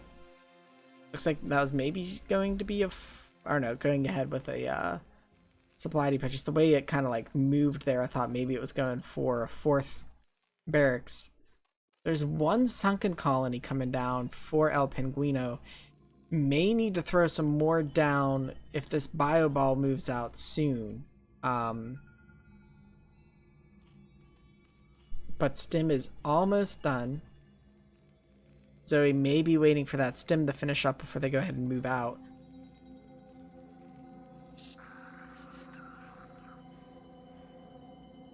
Very early stim here. This is going to get these Marines well ahead of the medic. But El Pinguino does not want to engage with this group. Marines are going to push back the Zerg force a bit here. Meanwhile, the Zerg back home going ahead and throwing down some creep colonies, but Terran may be able to engage, but there's I don't know if this is really a good engagement that they should be taking here. Oh, those Zerglings are pretty far back though, so if Terran wants to focus fire on the Sunkens, they can't, but now here come the Zerglings. They're coming running in, trapping the Marines so that they can't really back up. Yeah, and the Firebats just not there in time. If the Firebats were part of that group, I feel like that fight would have gone a lot better for the Terran. And now these Sunkens are finished. Trying to pick off the Firebat there, and yeah, just unfortunate that engagement started prior to the Firebats being in the group, and so just not able to handle that. The Zergling surround coming in from behind. Gonna chase this pack of Terran home. Their tails between their legs here and trying to throw down a bunker, but this bunker could be pretty easily run past and into the main, so looks like Zoe continuing with the one base play for now. And El Pinguino getting in here, blocking off the Marines from the bunker, and with that, Zoe's gonna give the GG. Nice play by El Pinguino there to move those Zerglings in behind the Marines, trap them, and just unfortunate timing there for Zoe that the Firebats were not part of that fight. I'm going to go ahead and step away for just a quick moment here before we hop into game 2 between these two players. I'm going to go ahead and get it loaded up first.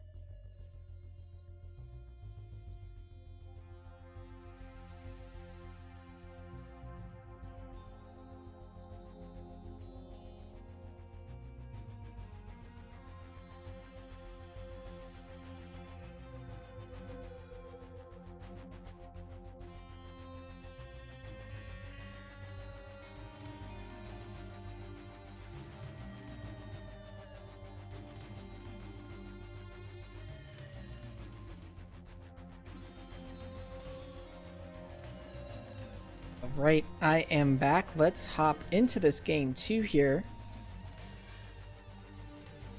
Oh. I learned a new shortcut. Alt-Enter moves it from between window mode and full screen. Did not know that. Okay. We're learning new things about the game here, but let's get into game 2 on Polaris Rhapsody, where we have El Penguino spawning as the blue Zerg up in the top left. And down in the bottom right, we have Zoe. So our last Zerg first down, we saw a 5-pull come out of Zerg. Good luck, have fun there from El Penguino in the game. And with the 6th drone being morphed, I don't think we're seeing a 5-pull here.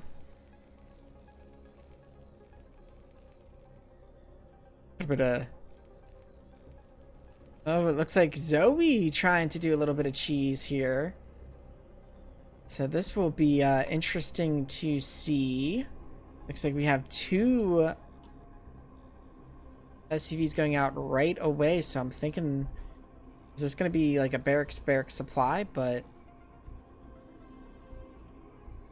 then will the Overlord see it or not? Depends on where this gets placed.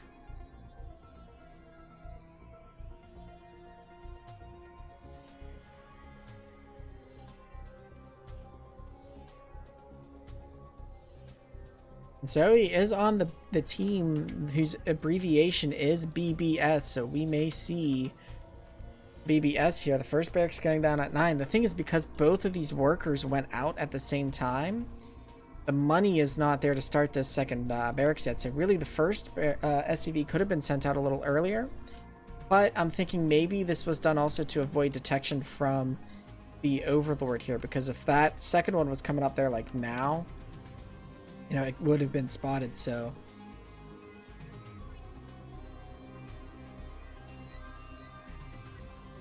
this could be risky for Zoe too. The spawning pool is coming down. Penguino sent a few messages in chat. OMG, I'm so dumb. Not sure exactly why they're saying that.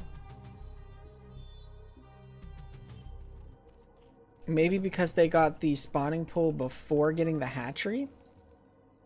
That's probably it. Yeah, they were doing a ZVP build. But in the end, it might pay off for them, because Zoe is going for this cheese play here, and if the hatchery had been thrown down first, these Zerglings would not be made. And so I'm thinking a Penguino is going to have what they need to hold this, and it's really going to come down to the micro of Zoe here. But these Zerglings are going off, and now the Marines and the SCVs are being shown here. Needs to protect these Marines. You need to get this bunker completed and get the Marines in the bunker, but there's just so many Zerglings here. And the SCVs are getting picked off. Ooh, that's SCV doesn't get kept alive. And unfortunately, it looks like the BBS here is going to fail, and Zoe is going to give the GG once that cheese does not work. So a good attempt there by Zoe, but just, yeah.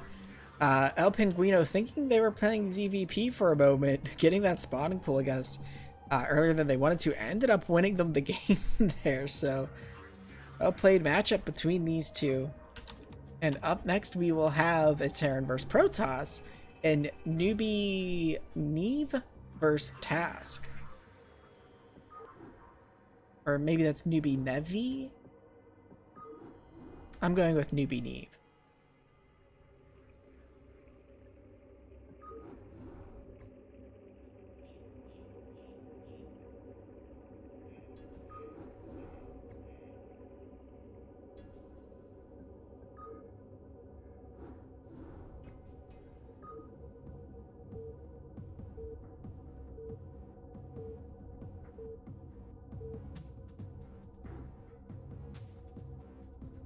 Right, and so we have spawning as the pale.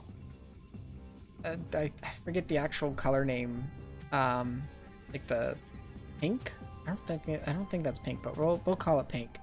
Protoss we have Task playing under the pseudonym Report X9. And down in the bottom right, or bottom left rather, in the deep blue, we have Newbie Neve as the deep blue Terran. So this game, first one tonight, not played in top versus bottom, as both players are yellow if I switch to that color scheme. And we are again on Polypoid, not Polaris Rhapsody. It is Polypoid. Why I keep wanting to call it Polaris Rhapsody, I have no idea tonight. But here we have our first TVP of the night. And I'm not sure if Report X9 is maybe thinking they're in the bottom right with this pylon position. This seems pretty far back for where their gateway is gonna go. But I know I have done that before on this map too. I've confused which position I am in.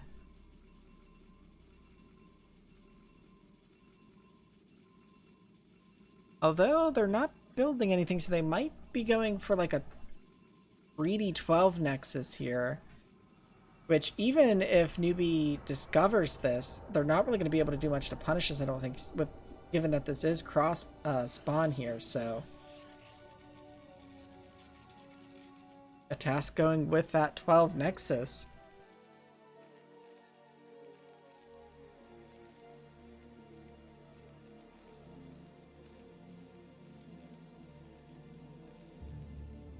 So it is looking like that move will most likely pay off for Task.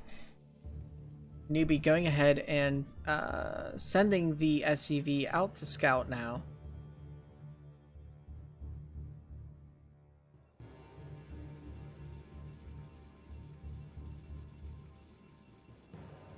So gateway coming down on the other side of the gas here. I'm thinking that pylon placement maybe on purpose. But that gateway positioning could also just be a recovery of, oh, whoops, I thought it was bottom right. Actually in top right. Factory is underway right now for Newbie. Gas and core on the way.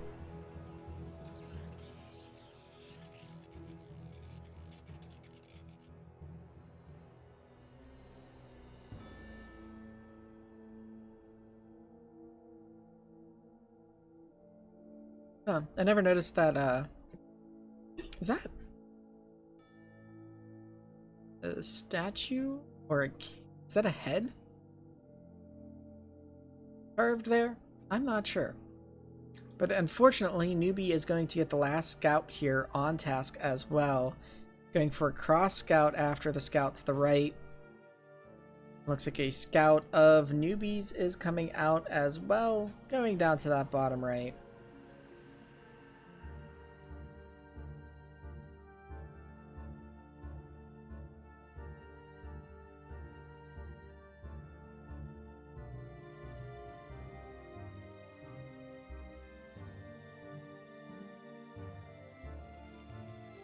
Aaron's first tank is on the way.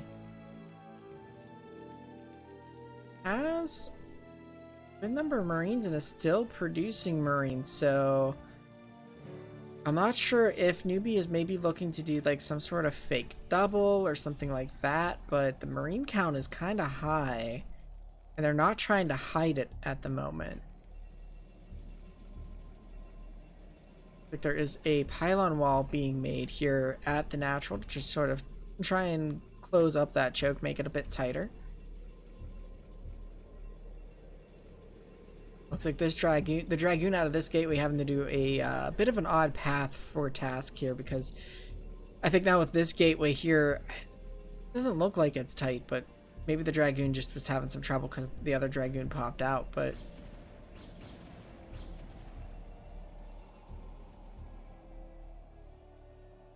Now the scouting SCV being chased by those Dragoons for a moment, but those Dragoons going and falling back. And yeah, I think this is going to be some type of early aggression here. Mine's just about finished here, and with the two tanks Gonna go ahead and move out and start getting vultures here, but the army getting a little disjointed. This could be a problem, but now gonna take out these dragoons here.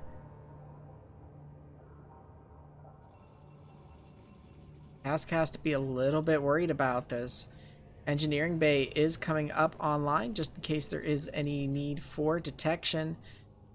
The vulture not joining with the army, so maybe a little bit of a miss rally here.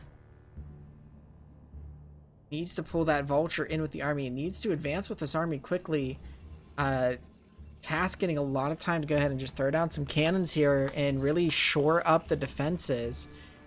Siege mode is almost complete as the army marches across the map here. If they don't engage too heavily here, siege mode is just about to finish. They don't want to lose these tanks. There's no SCVs to repair these. There's a lot of dragoons though, but this choke point here causing some issues. The dragoons can't really get out and get good grouped hits. Canceling 2 of those cannons here. I don't like Newbie continuing to try and poke this. Needs to just siege up and then protect these tanks. They're at the siege mode. Yeah, forcing those dragoons to pull back. And now going to be able to siege this a bit. This one dragoon kind of wandering out there. Does take out a marine, but again, the reinforcements are not coming up. The vulture's staying back. If even that one vulture was here, you have mines. Like, you could lay a mine here. That's going to be so hard. And now, oh no, wandering too far forward with those marines. You need the vultures to get them up there. Now the dragoons diving in because there's no mines to protect these tanks. And unfortunately, this attack by Newbie here is going to fall.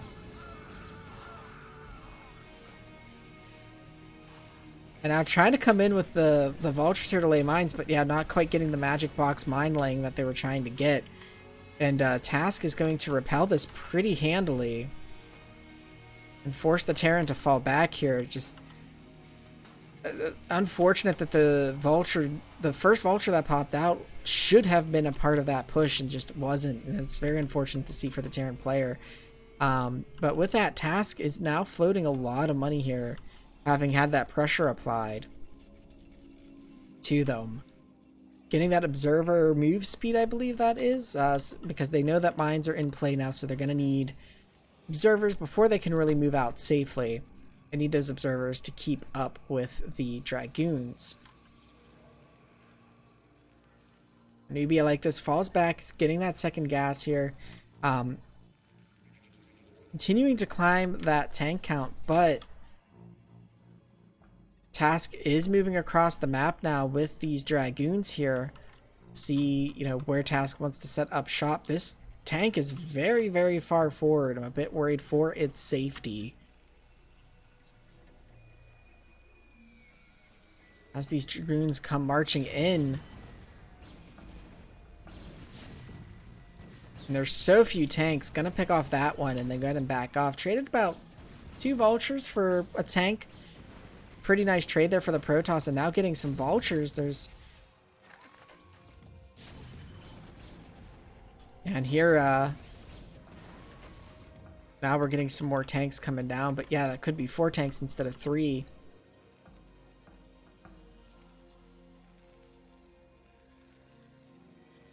I'm going to be trying to get this natural established here. But not making... Okay, there we go. Now making workers out of the main. Some zealots joining the army. Which could potentially be a problem for Newbie here, especially with some of this mine placement. And also just not having a lot to body block here. Trying to body block with these 3 vultures, but Task really doesn't need to engage here. Actually going with a double expand here, taking their 3rd and 4th. I like that move given the resources that Task has now. Maybe trying to push this Protoss army back a bit here, slowly inching this forward, but has a lot of idle workers here at the natural. Only 1 on the gas at the natural. Now we do have the observers coming in for Task that can go ahead and keep tabs on their opponent. Yeah, that one SCV on gas on the natural, if that's not fixed, that's really going to hurt. Because the Terran mech army, especially when you're pumping out 2 factories of tanks, very gas. Oh, wait, well, okay. We're just doing 1 factory of tanks right now. But that can still be very, very gas heavy. Looks like Terran is trying to sneak out here through this path that they've kind of created for themselves. It's leaving their natural a bit open, though, as reinforcements. A large number of zealots are coming in. It looks like Terran maybe trying to get this 12 o'clock base here, but I think if the Protoss moves in and plays their cards right, they could maybe clean up the natural and actually catching the probe transfer. This could be very, very lucrative for Newbie, and pulling a tank up here on the other side.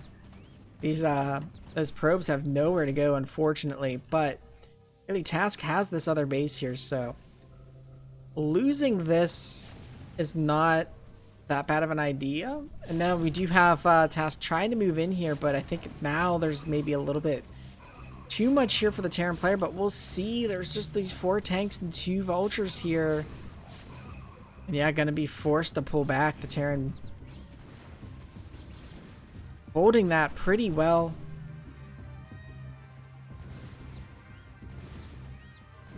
Taking out this 12 o'clock base here too. Does lose the tank that was sieged at the ramp there. Task could clean this up, but choosing to just let it fall. Go ahead and trying to set up another pylon wall here to keep the vultures from getting in.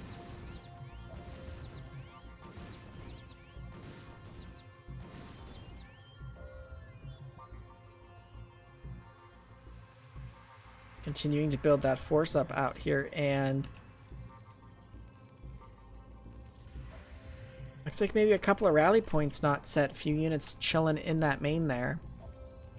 I wouldn't mind seeing a few tanks up on this high ground here to give some coverage as well, because the tanks here, they can cover pretty much this whole choke. This whole up to like here, as we saw in earlier games. And a few vultures trying to get out here again. But that's going to leave nothing to body block for these tanks.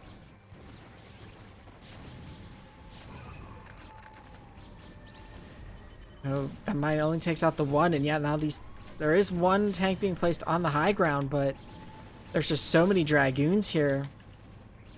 Even with the mischance, I think the Protoss here is going to bust this natural.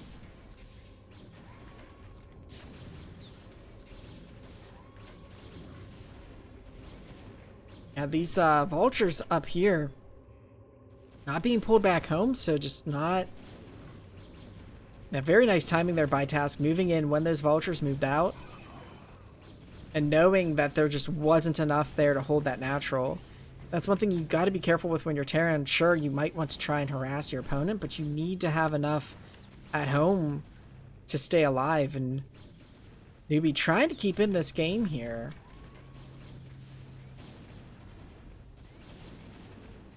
But yeah, losing a lot of workers now, down to just 18 workers. Lost the natural, and with that, Newbie's going to go ahead and give the GG. So unfortunate to see that happen there for Newbie. Did try to maybe do a run-in with some vultures here to the natural as like a counter, but there's a fresh batch of Dragoons coming out that would be able to handle this. They may have been on move, but yeah, I think the GG was still the right call there by Newbie at this point.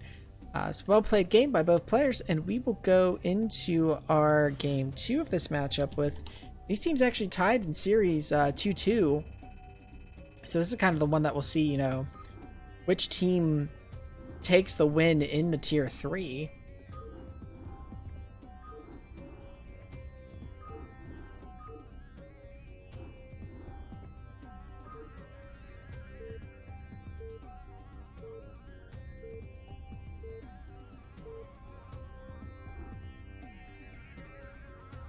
Here we will be jumping onto Polaris Rhapsody. We have Newbie Neve spawning as the Purple Terran up in the top left of the map. And we've got Task, aka Report X9, spawning as the Light Blue Terran.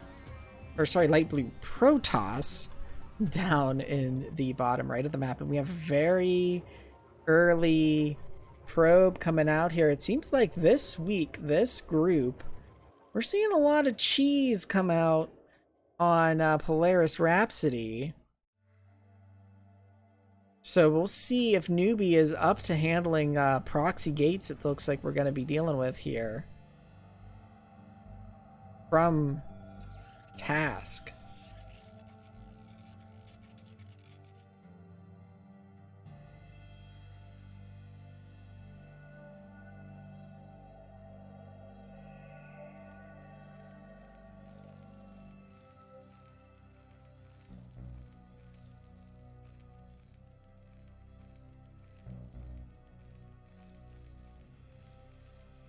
Actually, that's a bit late of a supply depot by Newbie there. That depot should have been down on 9. So we'll be supply blocked for a little bit. Which may not be good here for Newbie with proxy gates coming at you. And oh, I hate when I do this too. Sometimes you get that depot placement a little bit off. One build tile too close to the command center, and then you can't put your barracks in between. But really, on the right side of the command center, you don't need the supply depot as well. You could just do the barracks right up against the command center, and then you will have that zealot tight space that you can maneuver your marine through.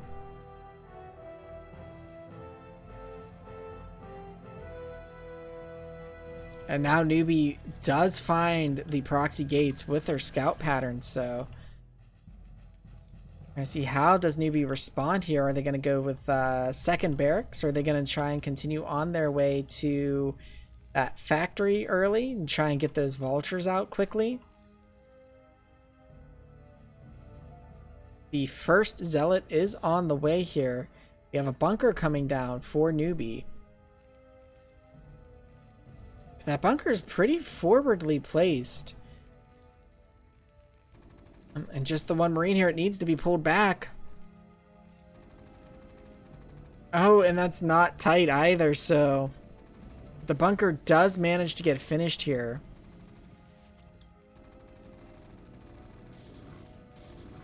Yeah, the zealot's able to just run past it and cause some havoc in the base, because that bunker is a bit far away, not covering this upper part of the base. So good move by Task here to just run past it.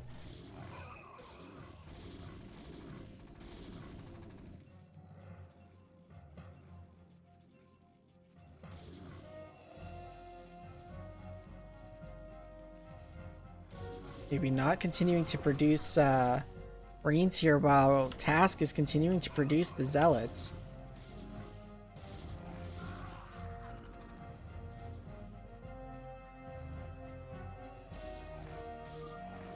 And with that, Newbie will give the GG's for a very quick game 2 here on Polaris Rhapsody, which will put the Beach Buddies of StarCraft up 3-2 in this Tier 3 matchup that we had. And that will actually be it for tonight. Much shorter cast than I'm used to with this here. But, I mean, hey, I will go ahead and take that, I guess. So I want to thank everybody for tuning in here. Definitely a lot of fun, exciting games. Some very fast-paced action in a few of them, and a really good TVT at the beginning there. Let's see who we can send a raid to.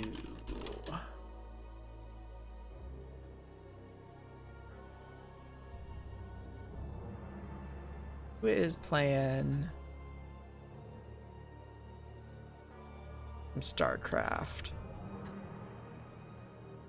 I mean, there's Artosis, but he has a ton of viewers, right? You